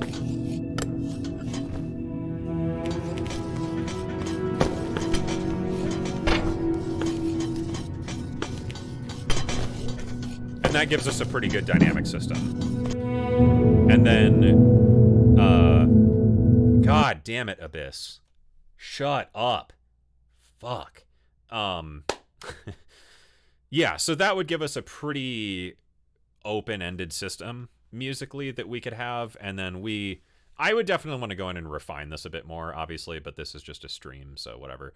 But yeah, we have our dynamic system for the exploration, and we have a, I guess, objective-based system here as well with like the proximity to the battery. If the player gets the battery, we reward them with a little ding from the hang drum. If the player does a big dangerous move, we have our little string tremolo effect we could call up. And I would want to do some more massaging to this for sure, but I think we'll call that good for now. So now that we've written that, let's take another cutscene and see if we can't write one more, and then we're going to call it for the stream, because that's about 2 hours, I think. Maybe we'll take a question break here, just so I can have a brain break for a moment, but let's find another cutscene.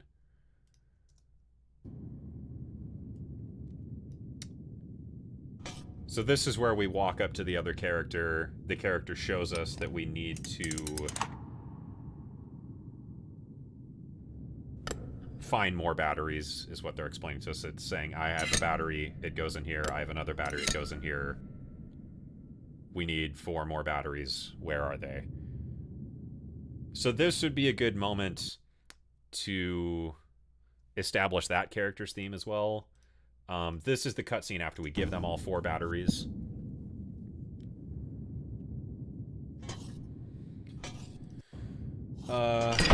This cutscene is the one where we walk into another room. Lecturer advises student to watch Cameron. I have gotten questions about that where they're like, sometimes I show your videos to my students, but you swear. And it's like, yeah, I fucking do. I'm just angry all the time, damn it. This would be a good character theme moment. And this would be a good example of like how we change a character theme. So our main character's theme right now is this. Or sorry. So kind of a mysterious. In this case, we'd maybe want to make it more minor. Because we have trouble, right? So, oh no.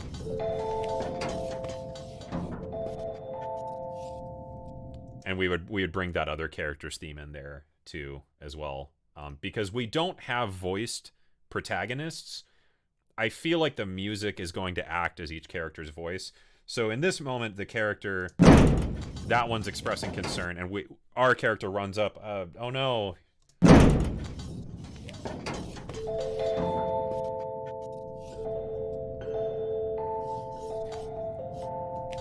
You know, something like that. The last cutscene is the one where we walk up, right?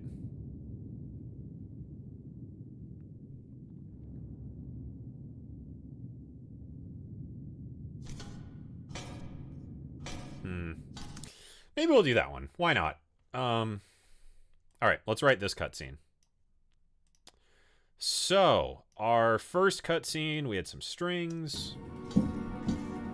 We did our minor major 7 chord, the spooky mystery chord.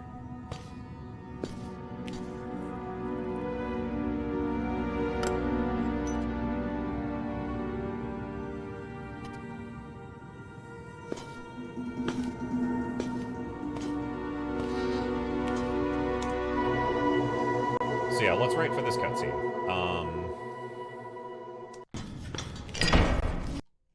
Whoops, don't need that footage. All right, so we're gonna write for this cutscene. I'm going to cutscene ending.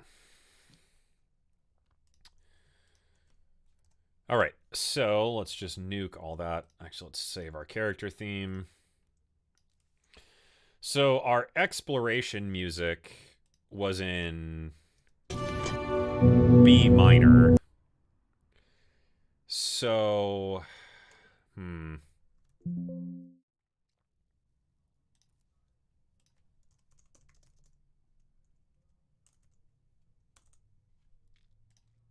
just going to get up a website here. This is a great website, muted.io. Right there, muted.io. So we were in B minor. We can go to D major. We could do E minor, F sharp minor.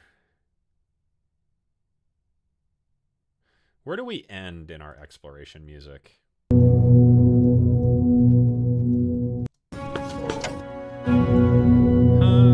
We end on a 5. So F sharp minor is going to be the natural place to go then. So our exploration music would end like here. So we're going to cue in right there. Let's bring in a new sound. Something different.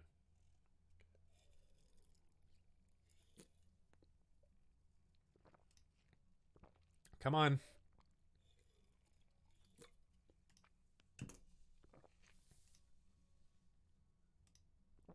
Oh, whoops. Didn't mean to bring in 2 of those. What do we got?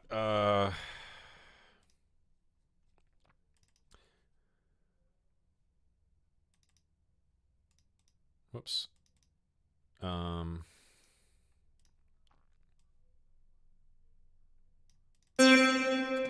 Okay, I don't really care. I just want...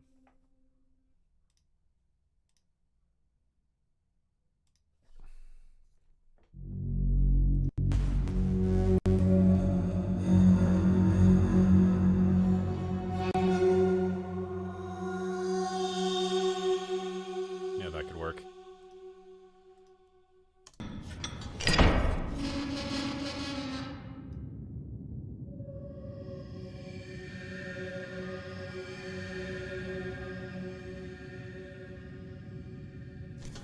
Just so we're kind of voicing that camera panning into that. Let's get something else.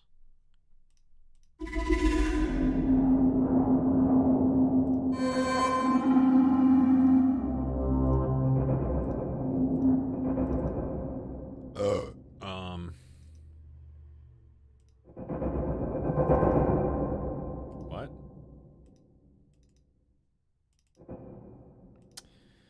Okay, never mind.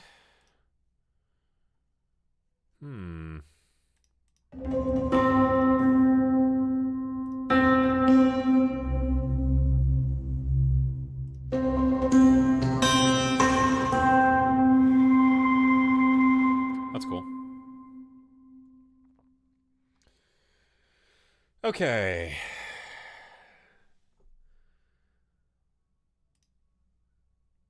So I think we're kind of... What's the mood we're going for here?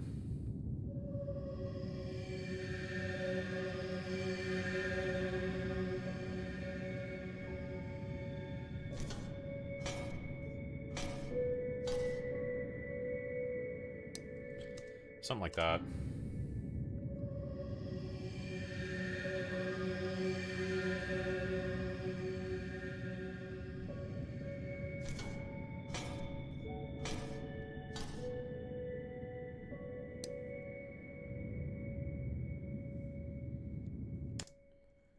That's good. And then I think we just need a good string movement. Something that's just kind of like indicating, you know, here we go. This is the start of our adventure. And then we need to call back our theme.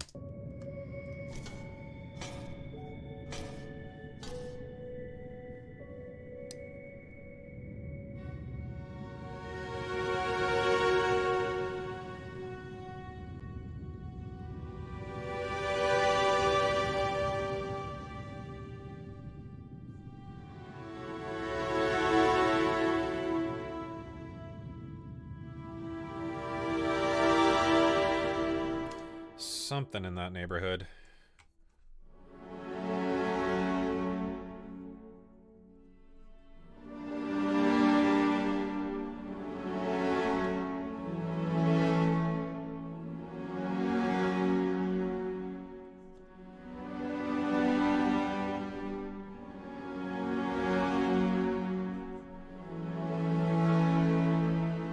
Maybe.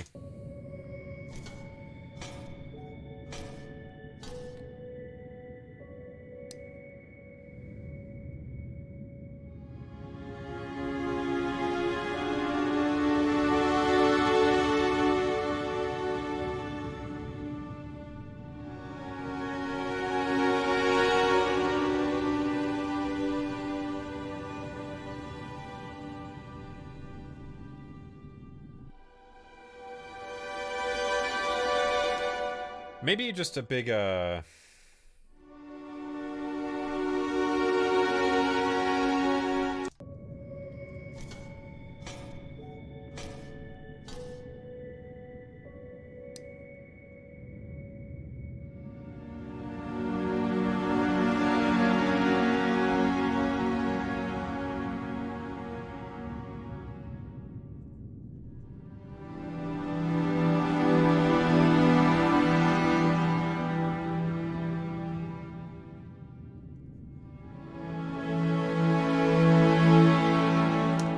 something like that. We're going too long.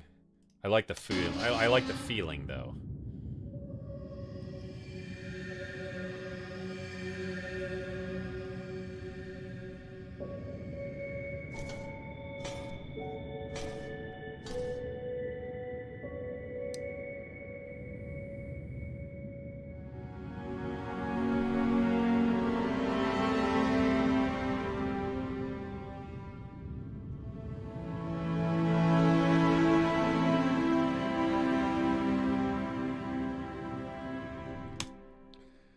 Something in there. This is Fracture Sounds string formations. Very, very, very good library. I like the idea there. So we're doing an F sharp minor, which has F sharp, A, D flat. We could we lead into a big D flat major? Be a little cheeky with it.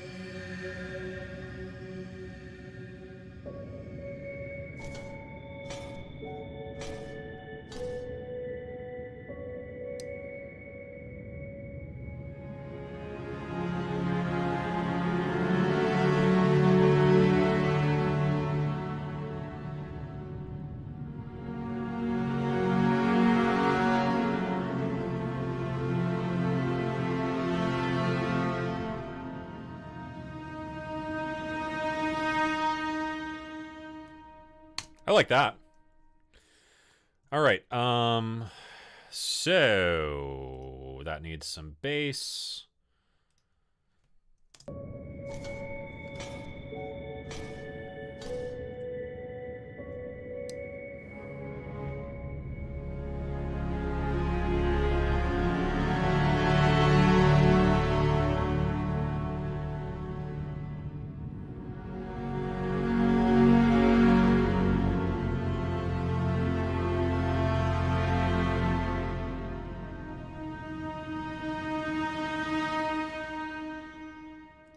Cool. Shit, that didn't record at all.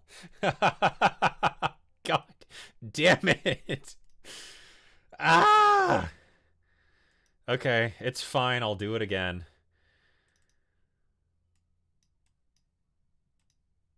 I was already recording, and then I stopped recording, and then started recording again. Son of a bitch.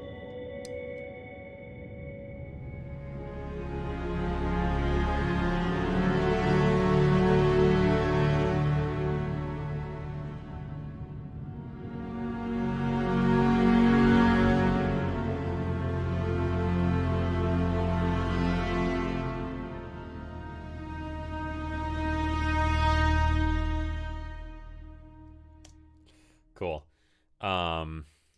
Like that a lot. This piano needs to be louder, though. Infinistrip.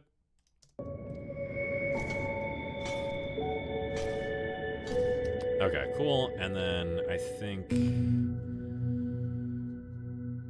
I need some strings and plucks here at the start, just to build out that sound a little more. And that's coming in on an F sharp. So maybe these come in on an A.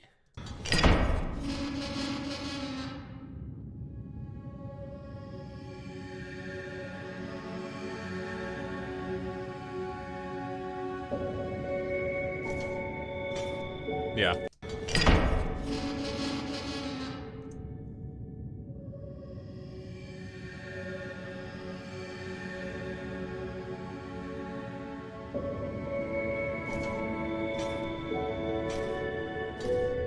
Nope.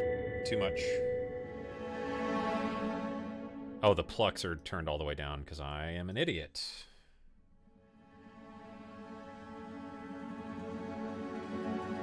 Yeah, something like that.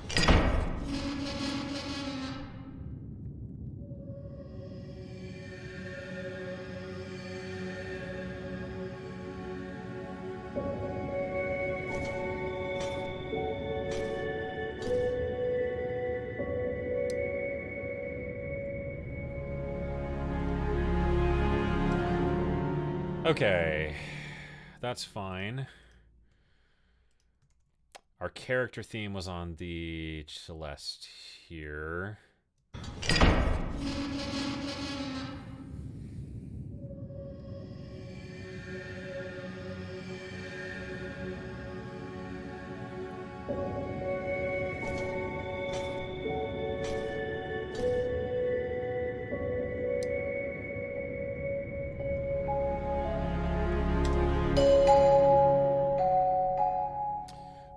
What was the character theme again? This is why we save our character themes, everybody.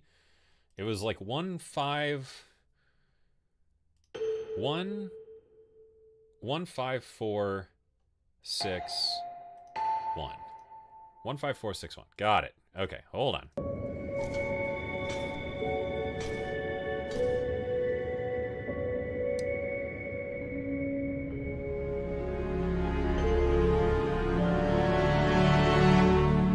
So in this case, we are transitioning from a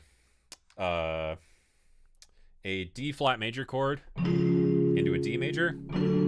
So our 1 5 4 6 1 could work. We're gonna land on the major 7 of the D. So let's try it.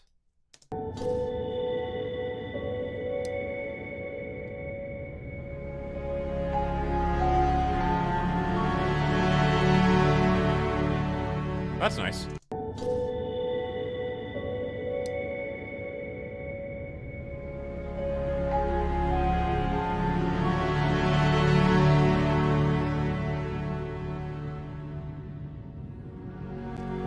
And then I think we would continue that out with the violins.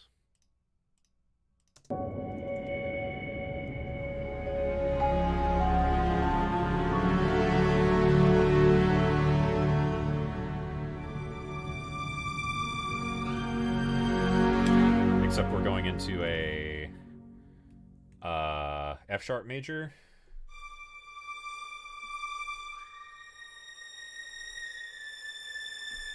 That could be kind of nice.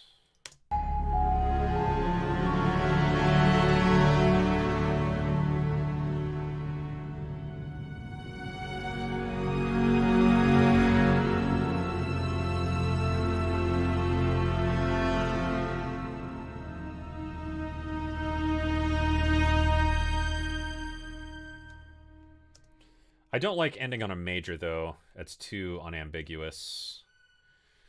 I would honestly maybe want to get into, like, whole tone or something here.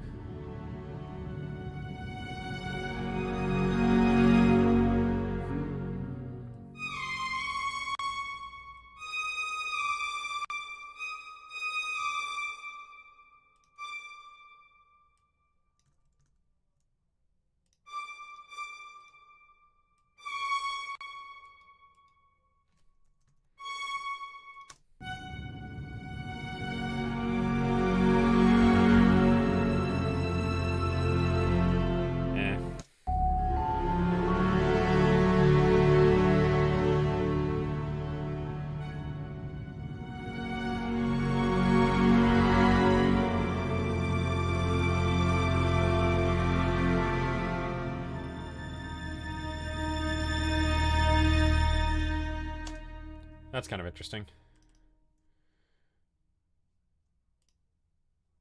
And then I think that would be really well served with some brass.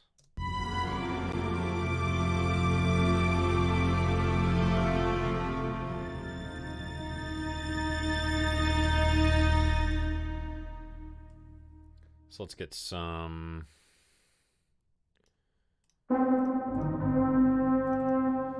I love the brass in Augmented Orchestra from UVI. It's so good.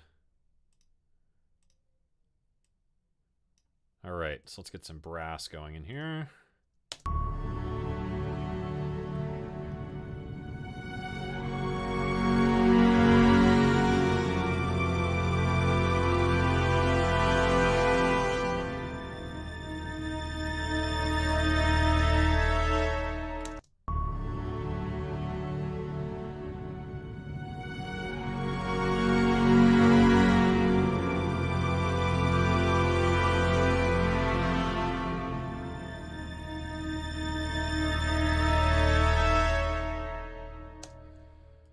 That's nice.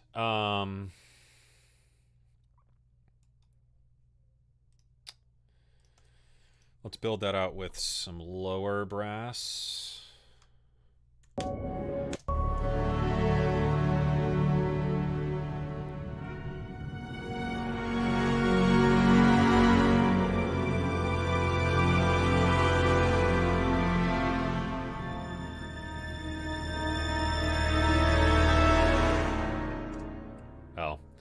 I think that's too low.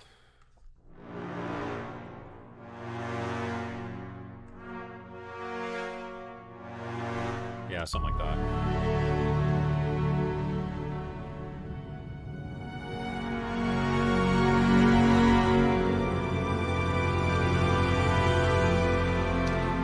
Oh, I understand what I did wrong. I am fucking stupid sometimes. I got it. Sorry. Hold on. I was playing a wrong chord.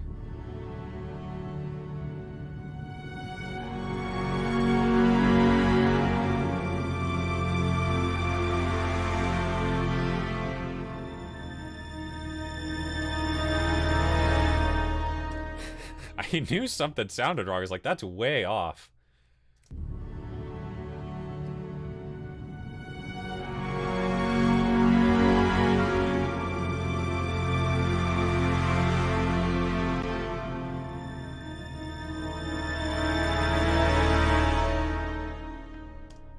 All right, that's pretty good. And then I think we could stand to get in a Cello section.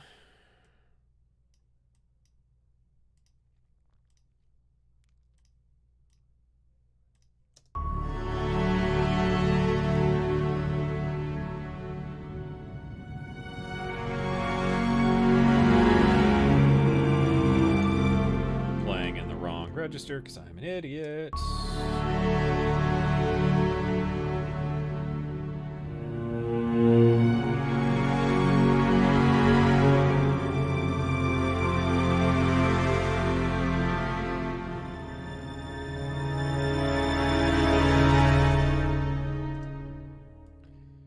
Sounding good. Get some piano tech for some harpy stuff.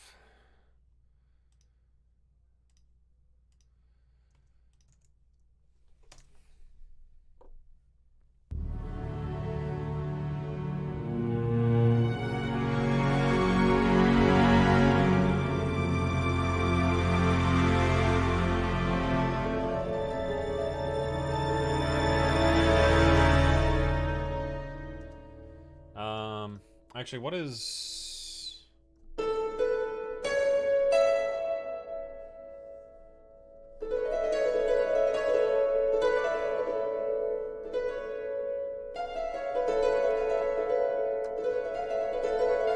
like some whole tone diminished stuff.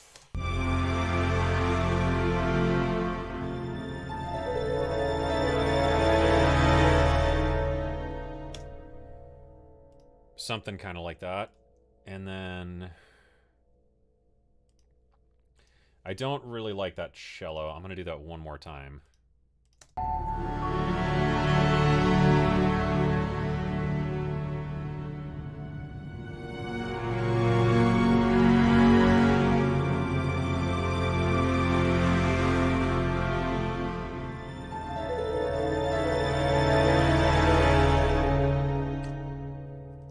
Turn that harp down and pan it a little bit. All right, let's see how that sounds.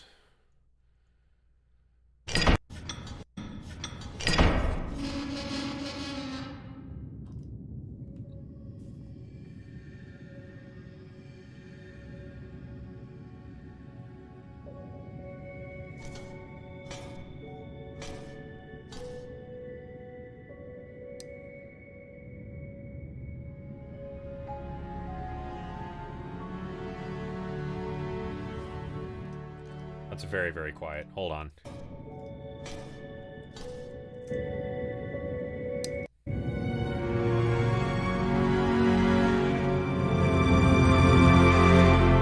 There we go. Okay, sorry. Now let's see how it sounds. Come on. Go, computer!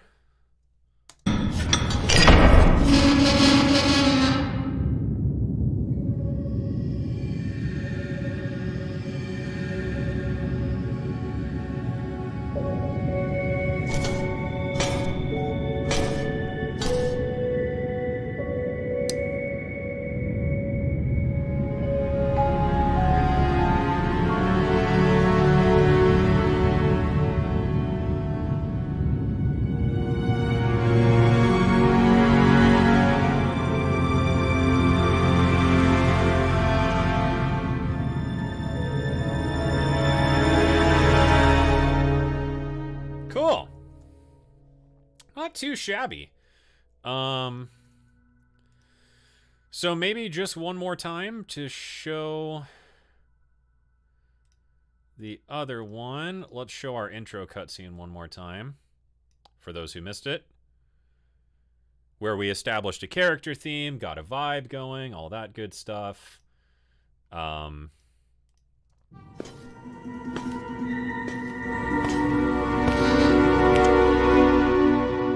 This cutscene does have some embedded music, so use a little imagination here, but...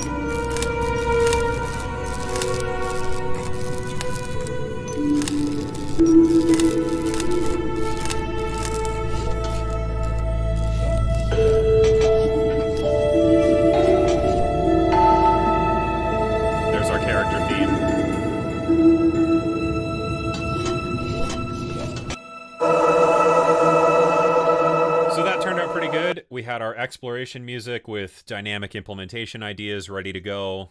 With finding the batteries, we designed some sounds. We designed the underscore. We've got aleatoric, randomization options, all sorts of good stuff. And then our ending cutscene, which I think came together very well, where we also reinforce our main character theme. We adapted it to a different key, because that's what themes are all about. And all in only 3 hours. It's an hour longer than I wanted to go, but not too bad. All right. Well, hey, hell yeah, we did it, y'all. That was pretty good. Yeah, so Pigments, Blacklight, new Pigments bank out now. You can find that on the link on my Gumroad if you want to check it out. There's a free version. New free instrument, Aura's Rooms, is out as well. If you want a new free Decent Sampler library, Decent Sampler is free. You can check that out. And new music on my Bandcamp, some documentary score I did. And this has been Hypogea, a really cool indie title on Steam. You can wishlist it with the pinned link or the link in the description. I don't know when it comes out, but that was a game from Charlie Wagner. It's pretty neat. I think that was a really fun music writing exercise. Hopefully you learned a bunch of stuff, or not. If you thought this was bad and really stupid, in the words of my dad, if all else, you learned what not to do. And the beauty of it is you can go make music too. If you think this was the worst idea in the world and you have a better one, I highly encourage you to go out and do that thing. That would be great to see. Yeah, so if anyone has questions, why don't we take kind of a lightning round of questions here, if that's cool. And then I need to go tinkle in the little lad's room. So we can do some questions. How about that? So this is the Chablet. This is you. You are the Chablet. The Chablet is within you. Hi, chat. How you doing? Sorry I didn't talk much. This is more of a thinking thing than an interactive thing. I apologize. But yeah. Let's see. Questions. Did I miss anything super important? Doesn't look like it. Okay, yeah, so we'll just take questions from anyone who's actually here right now. How about that? Can you do something similar in Luna? If you're talking about the DAW Luna, I don't see any reason why you couldn't. Like the film Oppenheimer, I think that was scored mostly in Ableton by the composer. DAWs are just tools, man. As long as you can export stems and stuff, like that's all you need to score games, really. How do you go about turning a dynamic sound project into a static track for the OST? Very good question. So for most games, you'll talk with the game company and like the producer and stuff and just say, hey, which songs do we want to go on the soundtrack release? And after you decide what songs are going to go on there, some songs, because they are so dynamic in nature, they can't really be arranged into like a recognizable form, but some songs like what we wrote here, there's recognizable bits of that. So like in the example of the exploration music, I would probably just render this as it is, because like if we played this,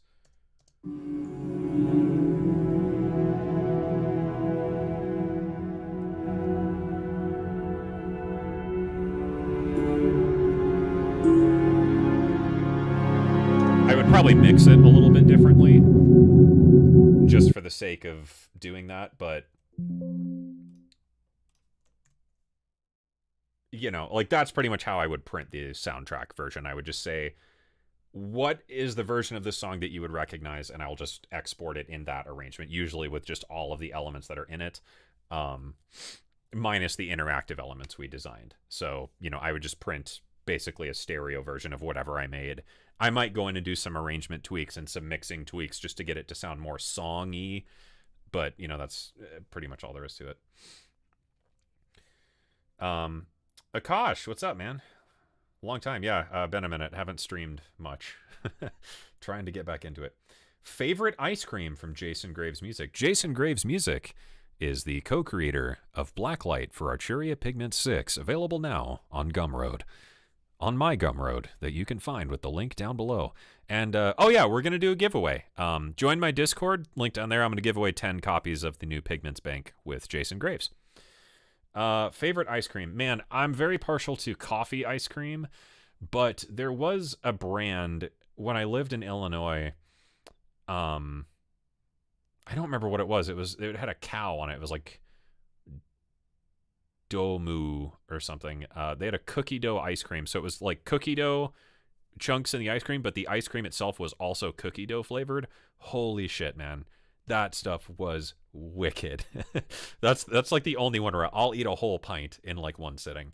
And then yeah, big fan of like a brownie fudge sort of thing, as long as it's not ultra super dense. How do you do gain staging? That's kind of a big question. Basically, I will just make sure that I can do a rough mix of my song using my faders. So, like, to very, very quickly demonstrate that. Let's say I'm mixing this song, and I'm going to mute Abyss because it's going to make me fucking lose my mind here. So, like, these strings here. Right here. You can see my fader is here, but the top of that volume isn't hitting that yet. So I would actually gain stage this up to match where my fader's at.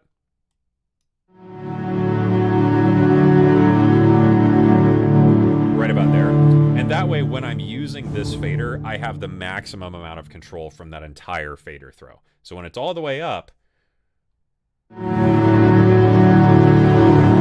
that sumbitch is really, really loud. And when it's really quiet, it's actually like accurately quiet. Because if I'm all the way up here and my gain staging was done poorly, you can see I'm missing almost 15 dB of gain in that fader.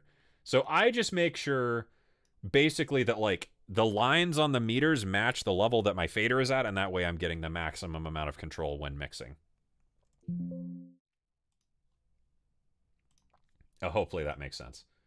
But yeah, just to make sure that when I'm mixing, it's accurate to the levels I'm setting in the mixer, because I like to do my rough mixes only with faders and panning. I don't touch EQ, I don't touch compressors, I don't touch anything else. I just mix with the faders and make sure that it's like, that's about what it should sound like. So gain staging is an important part of that. How many licks does it take to get to the center of a Tootsie Pop? Depends on how moist your mouth is. Baby. Soren, do you do any audio stretching for scoring? Oh god, yeah. I mean, even in the exploration music, we did.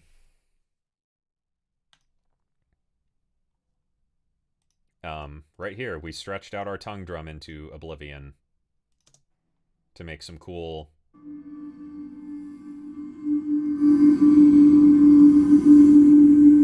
textures.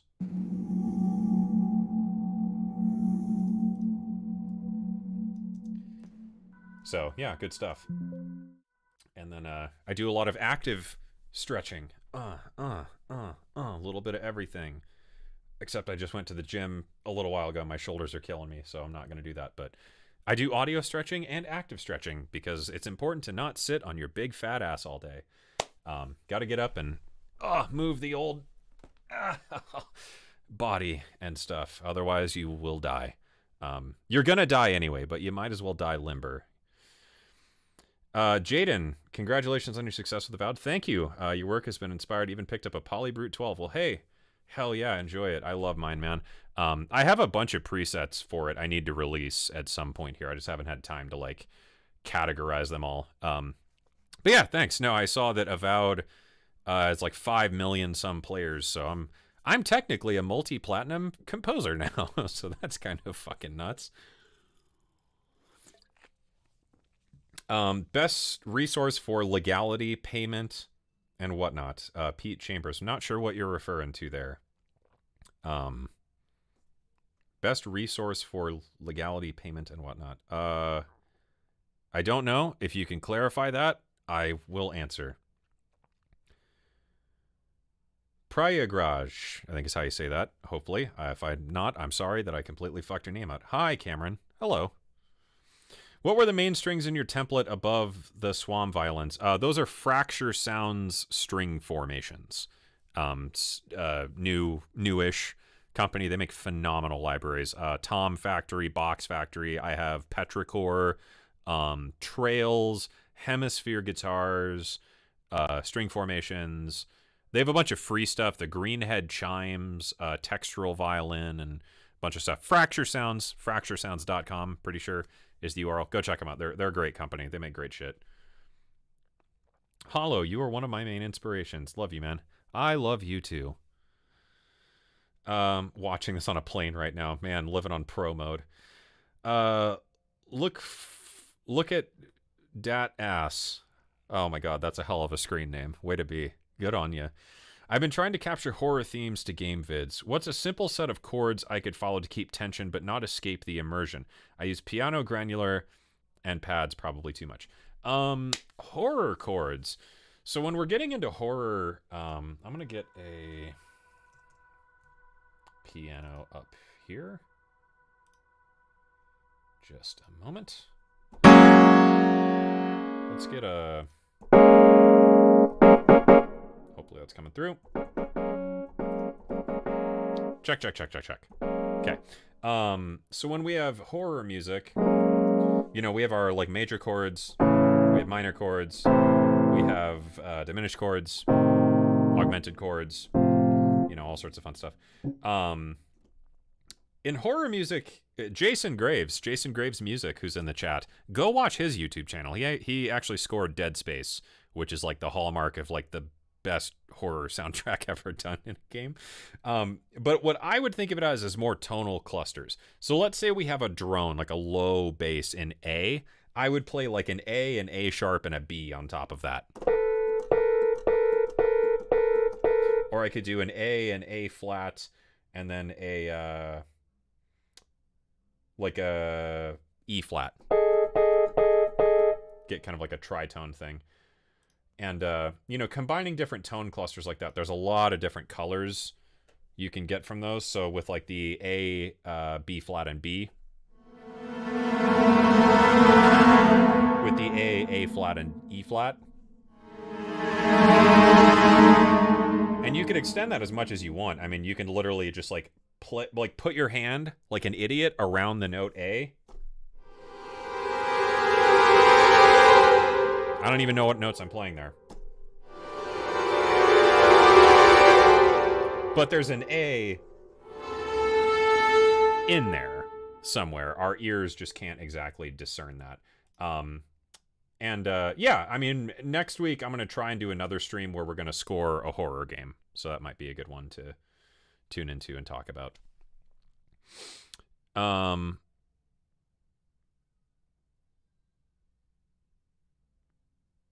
Transition from Serum to Pigment 6, huge difference. Yeah, dude, Pigments is fucking crazy powerful now. Yeah, and if you want some crazy patches, check out Blacklight from Venus Theory and Jason Graves. Available now on Gumroad.com. VenusTheory.gumroad.com.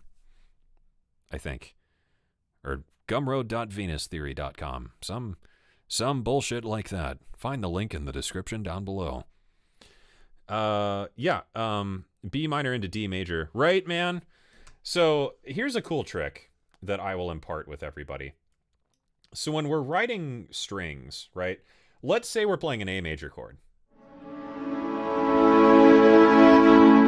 So we have A major, and in the key of A major, we could go up to like D flat minor. And that's a lovely...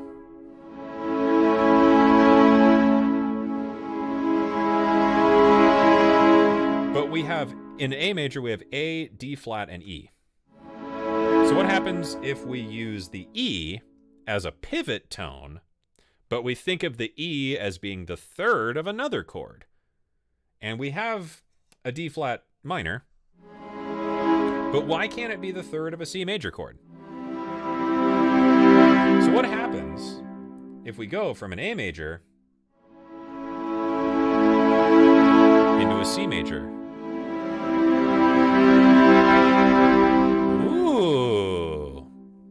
right? And then, now that we're in a C major, let's think of C as the third of another chord. What about a A minor chord now? And then let's think of our A as a chromatic mediant of an F sharp major. So I'm just looking at what notes I'm playing, and I'm picking a new chord based on one of those tones. So putting that all together, it would sound like this.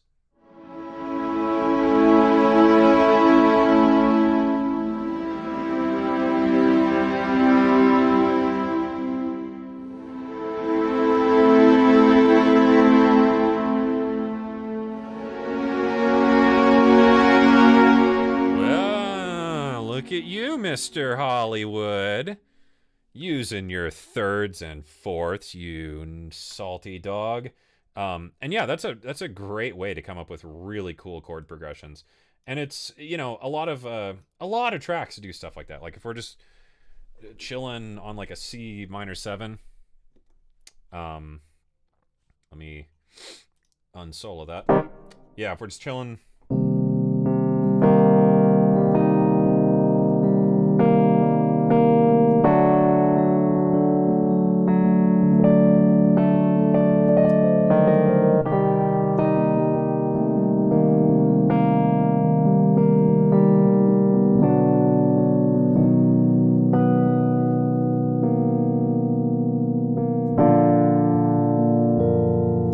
You can use those pivot tones in a lot of fun ways, and it's a very like standard Hollywood trick. Even just ascending in half steps sounds like incredibly cinematic. So if we're just going from a C major up a half step into a D flat major.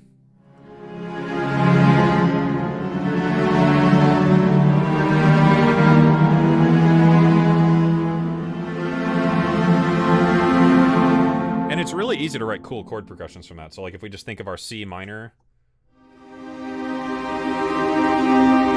we go to a G major, now we go to a C major, to an E major, to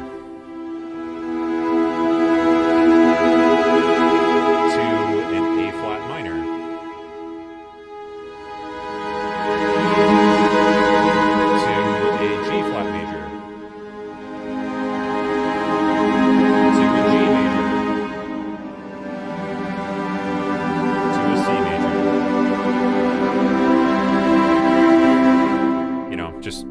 little things like that make cinematic stuff super easy.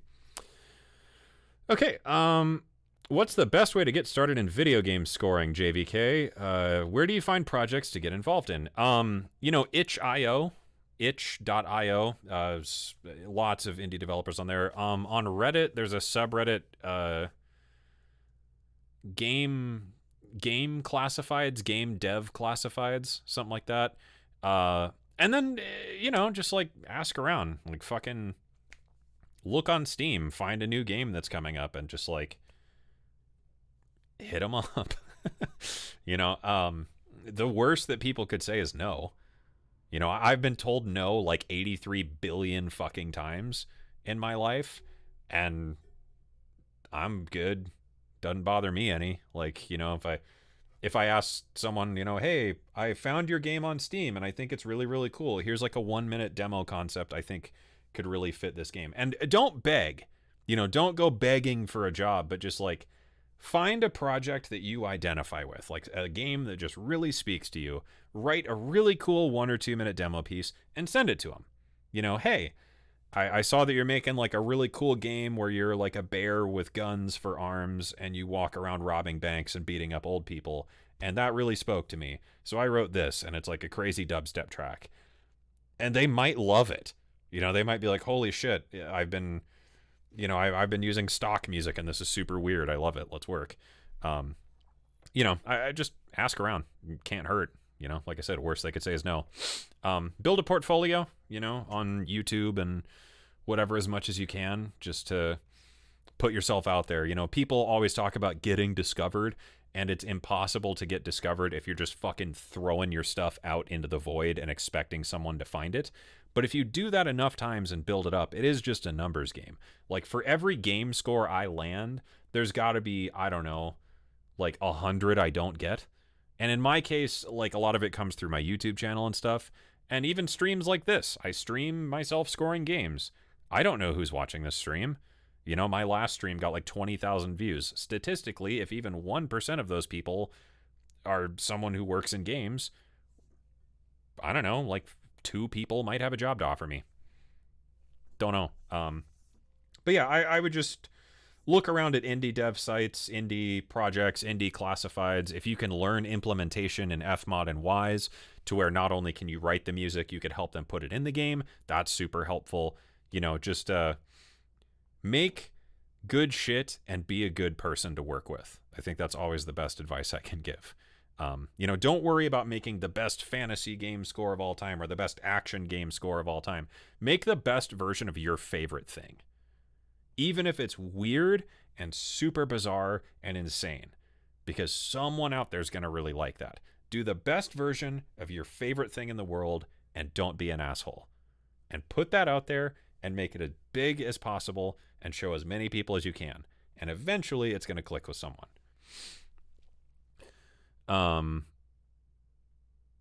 Rachel Hardy, I put Petrichor and everything. Right on. Petrichor is a great library.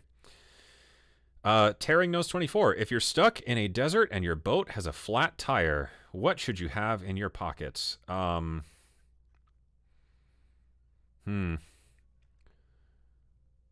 body temperature gummy bears and a dream, I guess. What are some budget orchestra sounds I can get? Decent Sampler.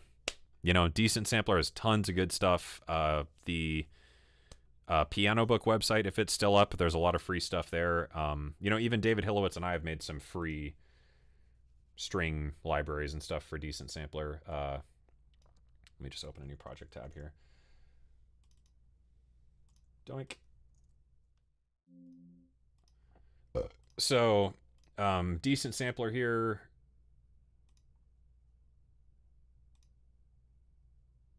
Where's some good stuff? Yeah, David Hilowitz and I made this for Decent Sampler. And there's a free version of this. Probably turn this up a bit.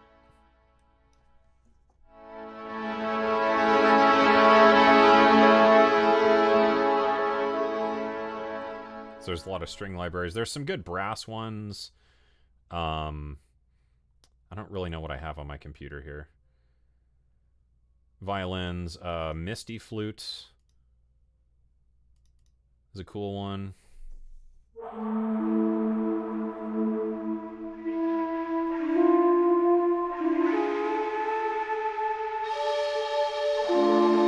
Yeah, check out Decent Sampler. Lots of good free stuff. There's good free stuff for Kontakt as well. From Fracture Sounds. Nonetheless. Yeah, Gentle Strings. This is a free library they did.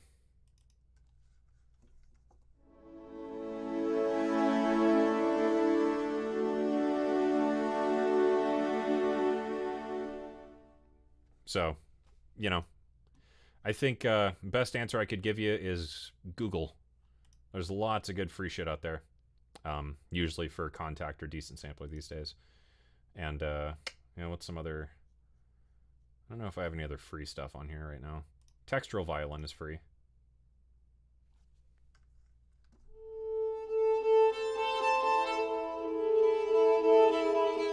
I actually use this library on the score for Avowed.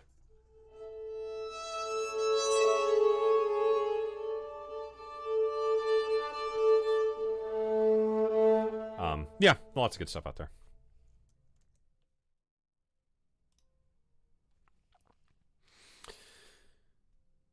Is there a way to get game footage to practice game scoring? Yeah, I mean, you know, open up your favorite video game and open up OBS and turn the music down. That's what I did for this stream. I went in, I got OBS, I recorded my screen, I turned the music down in the game so there was no music under the gameplay footage, and I practiced scoring against that. Simple as that. Or if you don't have any games on your computer, download some. There's free demos all over Steam. Just go to the free games of Steam or look up the demos on Steam. Or if your friend or someone you know has a gaming computer because your game or your computer can't run games, just ask them to record some footage, you know? Are there any books you would recommend for music theory? I don't know. I like musictheory.net. It's free. Hooktheory.com is great. Muted.io, which I showed on stream here, also fantastic. None of those are books. Those are websites, but I don't know how to read. So...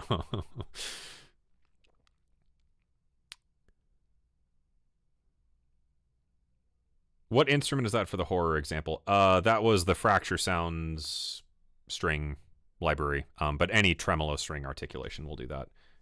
If you want other horror sounds, speaking of sounds,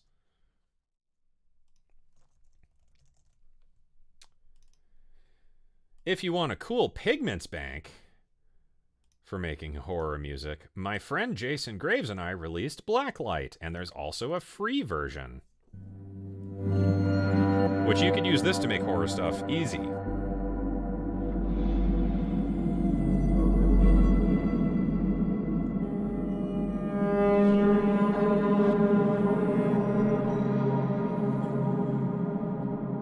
You could play really low.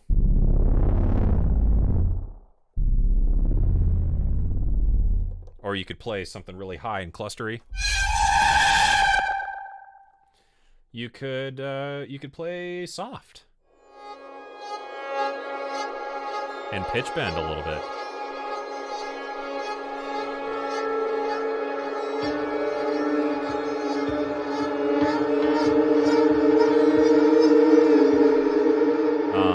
Or you could play a bass sequence.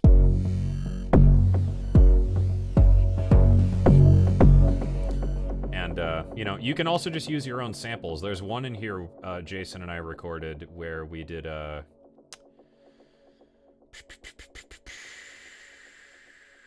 just gotta find it. Yeah, this one. So Jason and I took some violins we had and just kind of bowed on them randomly, and then I recorded just one sample of that. So I did, or sorry, two. I did 2 high samples and 2 low samples. That's it. Tossed them in Pigments, and now we have a horror score.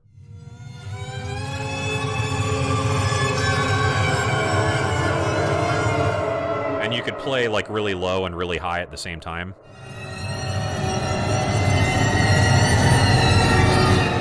And that's horror music.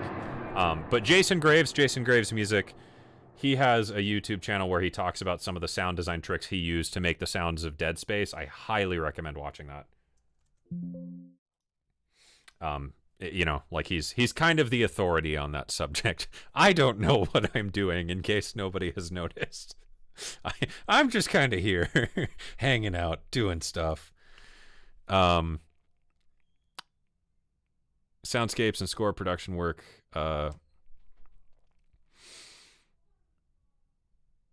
What is your recommendation to get better at scoring? James Capazzoli. My recommendation to get better is to make a lot of very bad things over and over and over. You know, we're obsessed with the idea that the first thing we have to put out is perfect. I make 90% garbage, and you guys only hear 10%. That's just how it is. Out of every 10 songs I make, one of them is good. I did that a lot of times to where I made, you know, 1,000 songs, and 100 of them were like, sure, I finished them. But those first 100 songs were still pretty fucking bad.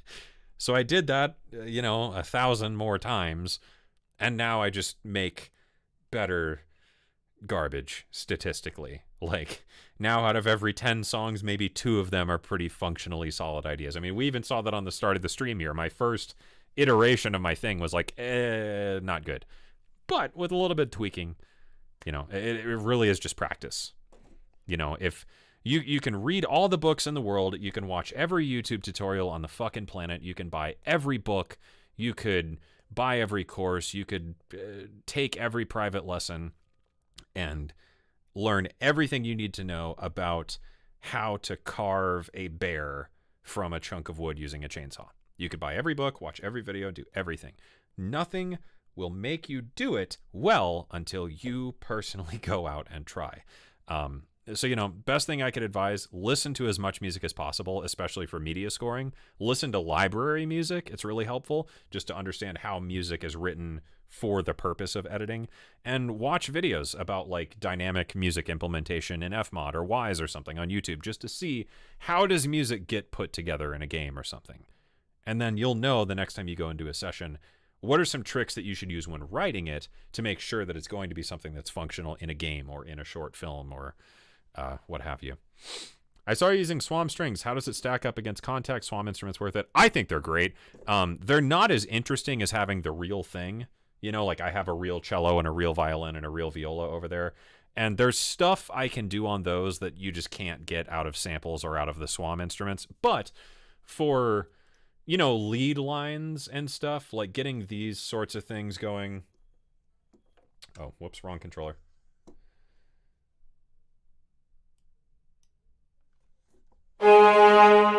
For doing this,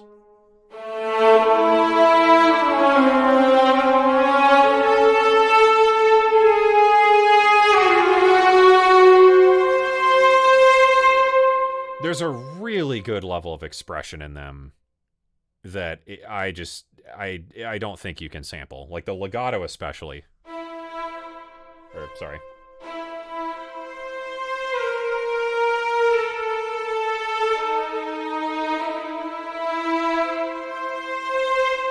And then, really high sections.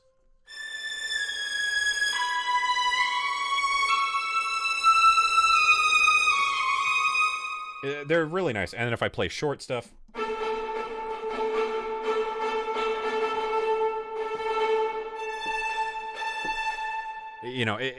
They're great. They're expensive, but I think they're great. It's not as good as having a live player. Nothing really is.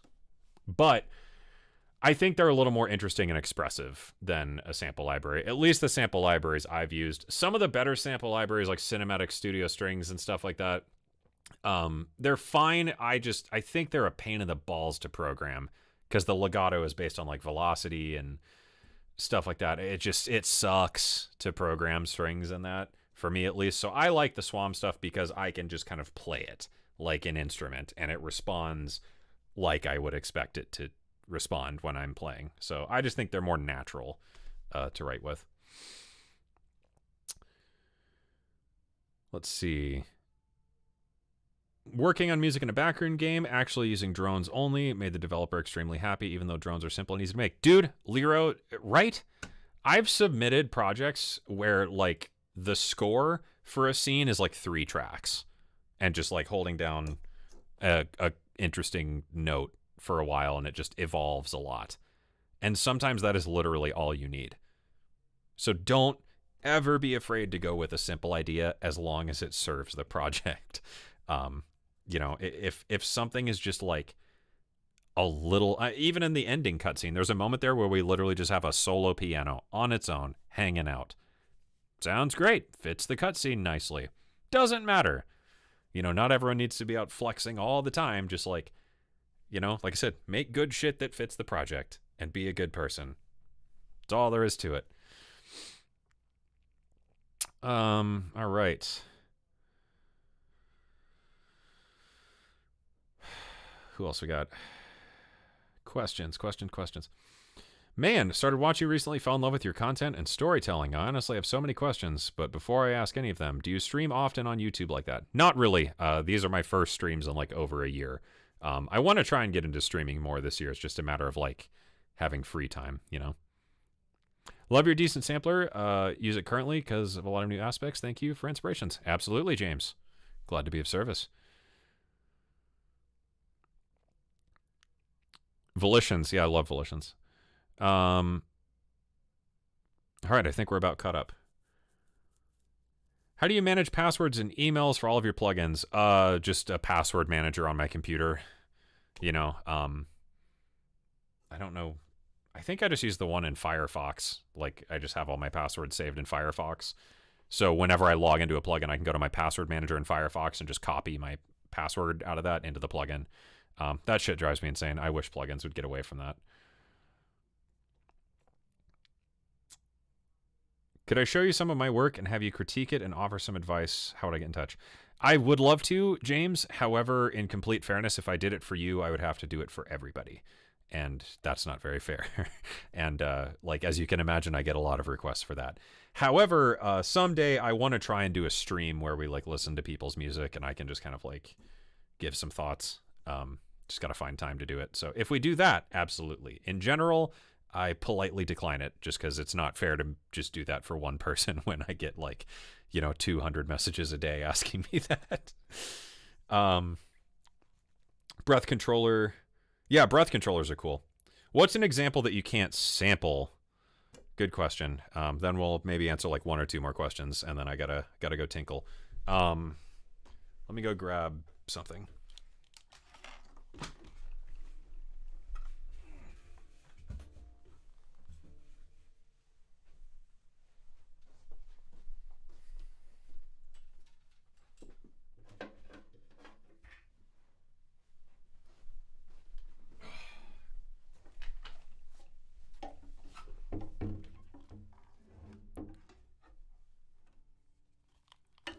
So, this isn't. Hold on. Okay, I'll do it. Do it the right way. So, like, when we're dealing with samples, right? If we want them to play like G, B flat A, we could hear like even that little squeak there. That'd be really hard to program in a sample.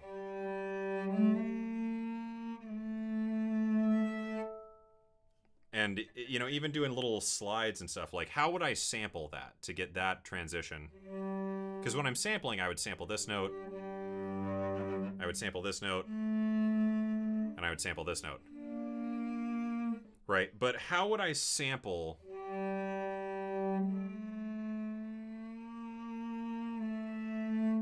like that transition, I would have to sample that a dozen different ways because is it fast? Is it slow? Does it go a little sharp? Does it have a squeak in there? Is there other acoustic chaos?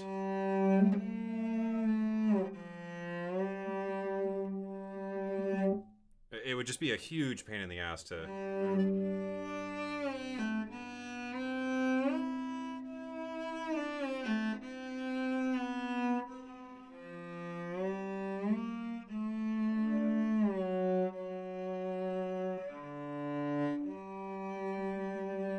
It'd be a big, big pain in my balls to sample that.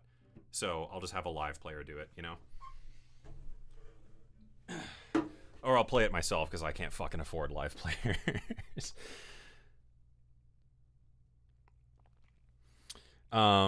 Too sensitive to saturation and distortion to the point that I've recorded live gigs sound better on my cell phone. What I've heard live makes my mixes bland and lack definition. Yeah, best way to get better at mixing, I think, is just to do as little as possible. I don't know. I think everyone has a habit of like overproducing shit to death these days. I mix with my faders first, then panning, and then if I absolutely have to, I'll go in and start doing EQ and stuff. I think the best mixing tool you have is a good arrangement. Big believer in that. Stream more, ask some questions. Yeah, maybe I'll do like a Q&A stream at some point, because I think next week I'd like to stream the horror game. Maybe after that we could do a Q&A stream. And then maybe after that we could do the listening to people's song streams. I want to do another charity stream for the local animal shelter. I didn't get to do that last year. Normally I do charity stream week, but with Avowed and stuff, I was way too busy. So maybe we'll do a charity stream day, like just one day. Maybe. I don't know. We'll see. Just got to find the time in the schedule, right? If we keep asking questions, his bladder will explode on stream. Actually, maybe. Buy an instrument. Yeah. What controller do you use for expressive instruments like SWAM? Really, I just use this thing. This is a Sparrow 5x5 MIDI controller, so I have it programmed to all the different sliders here, and that way, when I'm playing the SWAM stuff or whatever, I can just play the notes and then use this controller to fade all the expressions and stuff. Would it be possible to model it via MPE? I don't think so. There's just too much chaos in an acoustic instrument. Like even something like this is very simple, right? But if we think about like velocity, what type of velocity? Is it with the meat of my finger? Is it with my, knuckle? Is it with my fingernail? Is it somewhere between those points? That alone, one sample, meat of my finger, another sample, fingernail, another sample, my knuckle, and to get that sampled to where it would sound good, we would need probably at least 5 of each of those, and then we would need probably 4 velocity layers, a very soft, a medium, an upper medium, and a high. So multiply that across, let's just do some math here. So for one note, I need 5 samples times 3 articulations times 4 velocity layers times, let's see, so this is a major scale. So we could get away with probably every second tone.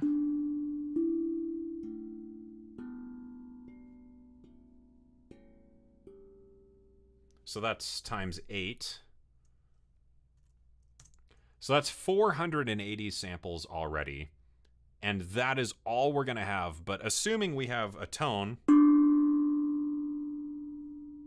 that decays, just to sample those 480 samples would probably be, I don't know, almost 3/4 of a gigabyte in wave format. And then to sample other things like this, I can't sample that. To tempo lock that. But I would want variations, right? And there's just too many samples. So if we did that, let's say we add another 5 articulations, rolls and such. That's 2,400 samples. And if we want to make that a little more detailed, we'd probably need to double that. So that's 5,000 samples. If each of those samples is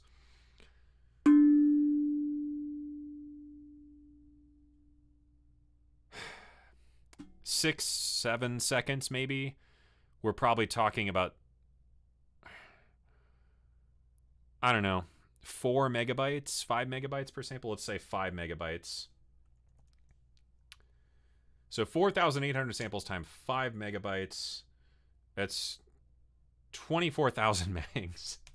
So that's a big damn library. It's just, you could do that. You could probably detail that, and you could maybe get some extra expression through MPE, but you're still going to be limited to the static number of samples you've recorded. And to get anything interesting, there's other things I can do with this. Like I could blow on it, and it'll ring out some overtones. There's just too much chaos in physical acoustic instruments to sample well, I think. Physical modeling synthesis gets there a lot of the time. But even then, it's, there are just certain things we can do with our hands and with real things and microphones and stuff that's just, it'd be too detailed to sample. To sample every single thing I could do on the hang drum there, hit it with sugar packets, hit it with nails, hit it with rubber mallets, hit it with my fingers, and all the other things I could do. Bow it and hit it with a friction mallet. We're talking a library that's terabytes in size, and that would just not be memory efficient at all. Yeah, I would say it's easier to use an instrument instead of sampling. My top 3 piano libraries. I like Pianotech a lot, and it's not a library at all. Pianotech's completely physically modeled, which was also the harp we used on stream, and also the celeste, all physically modeled from Pianotech. In terms of sample libraries, though, I really like Aurora from UVI. It's a really cool, like, atmospheric piano sound library with a lot of interesting, like, preparations and stuff. For clean, like, neutral piano sounds, like, Native Instruments, The Gentleman is very good. I like that one a lot. I love a good upright. And then, I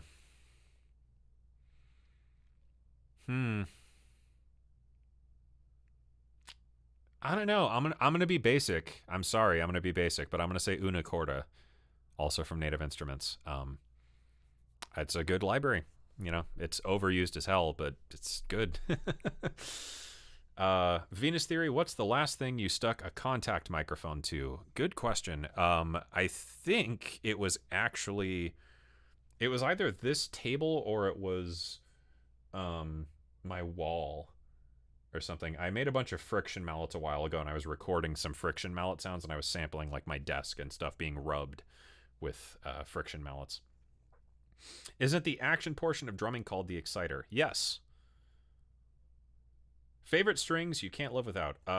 Fracture sounds string formations for sure.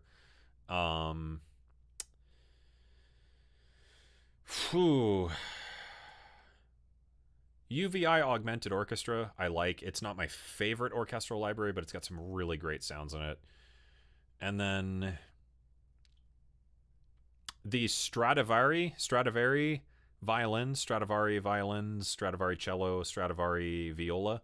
I think that's from Native Instruments, maybe. It's incomplete. Those are really, really good, too. Could run samples through a mod to adjust attack decay. Might make it feasible. Yeah, I mean, there's tricks to make samples do lots of things, but, like, you could spend 4 months of your life recording a sample library with 24,000 samples, or, like, you could spend $99 and just buy a fucking tongue drum. You know what I mean? Yeah. So I guess that's it, unless, yeah, I think that's enough questions. I've got a potty. So, hey, thanks for watching. I hope you all enjoyed it. Hope you learned something. We'll do this again next week, maybe, for the horror game, and then after that, we'll try and figure out some other stream content. But I need to work on a new YouTube video. I haven't posted in, like, over a month, so I'm going to work on a new YouTube video, and maybe we'll stream again next week. So, yeah, join the Discord. I'm going to give away 10 copies of Jason Graves and I, our new Pigments Bank, and I will have my course on Avowed and how I made the soundtrack out very soon. You can find that on my Gumroad, along with the Pigments Bank. And new free instrument, Aura's Rooms, is available now, also on my Gumroad. And why not? Let's look at it.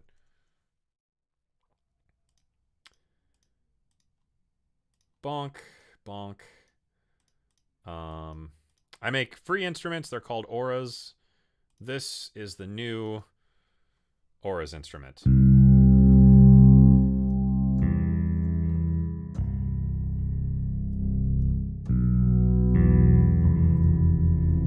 Got some guitars in here.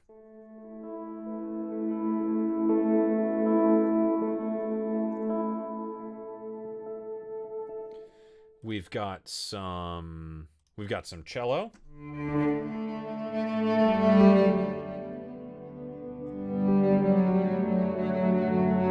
And this is 100% free, as is Decent Sampler.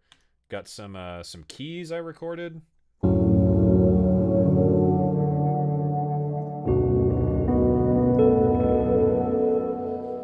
Got some tongue drum.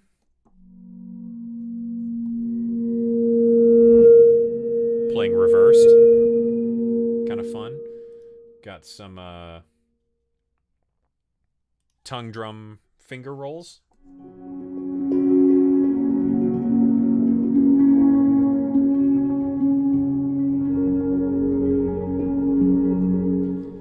And all sorts of stuff.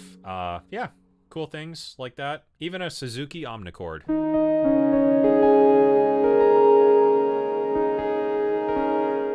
And that can be yours for $0. And The Pigment Blacklight Bank from myself and Jason Graves. There's a free version if you have Arturia Pigments with 20 presets. Cool, spooky, cinematic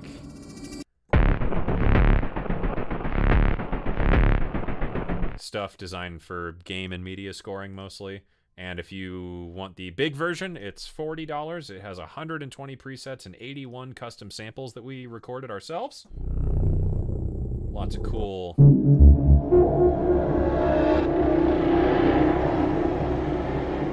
things. We've got some big hits and stuff. Hardline's a good one.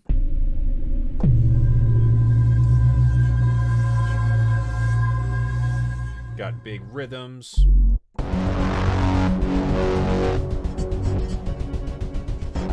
Sequences. Some big mean basses in here. I think it's yeah.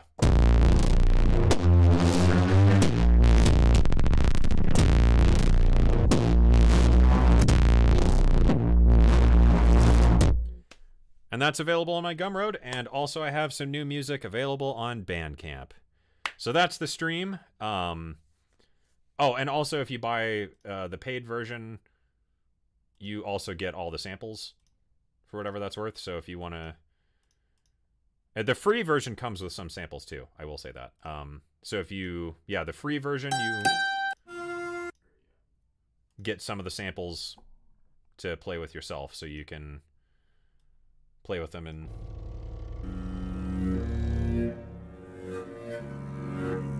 make your own patches from the samples, because they're all included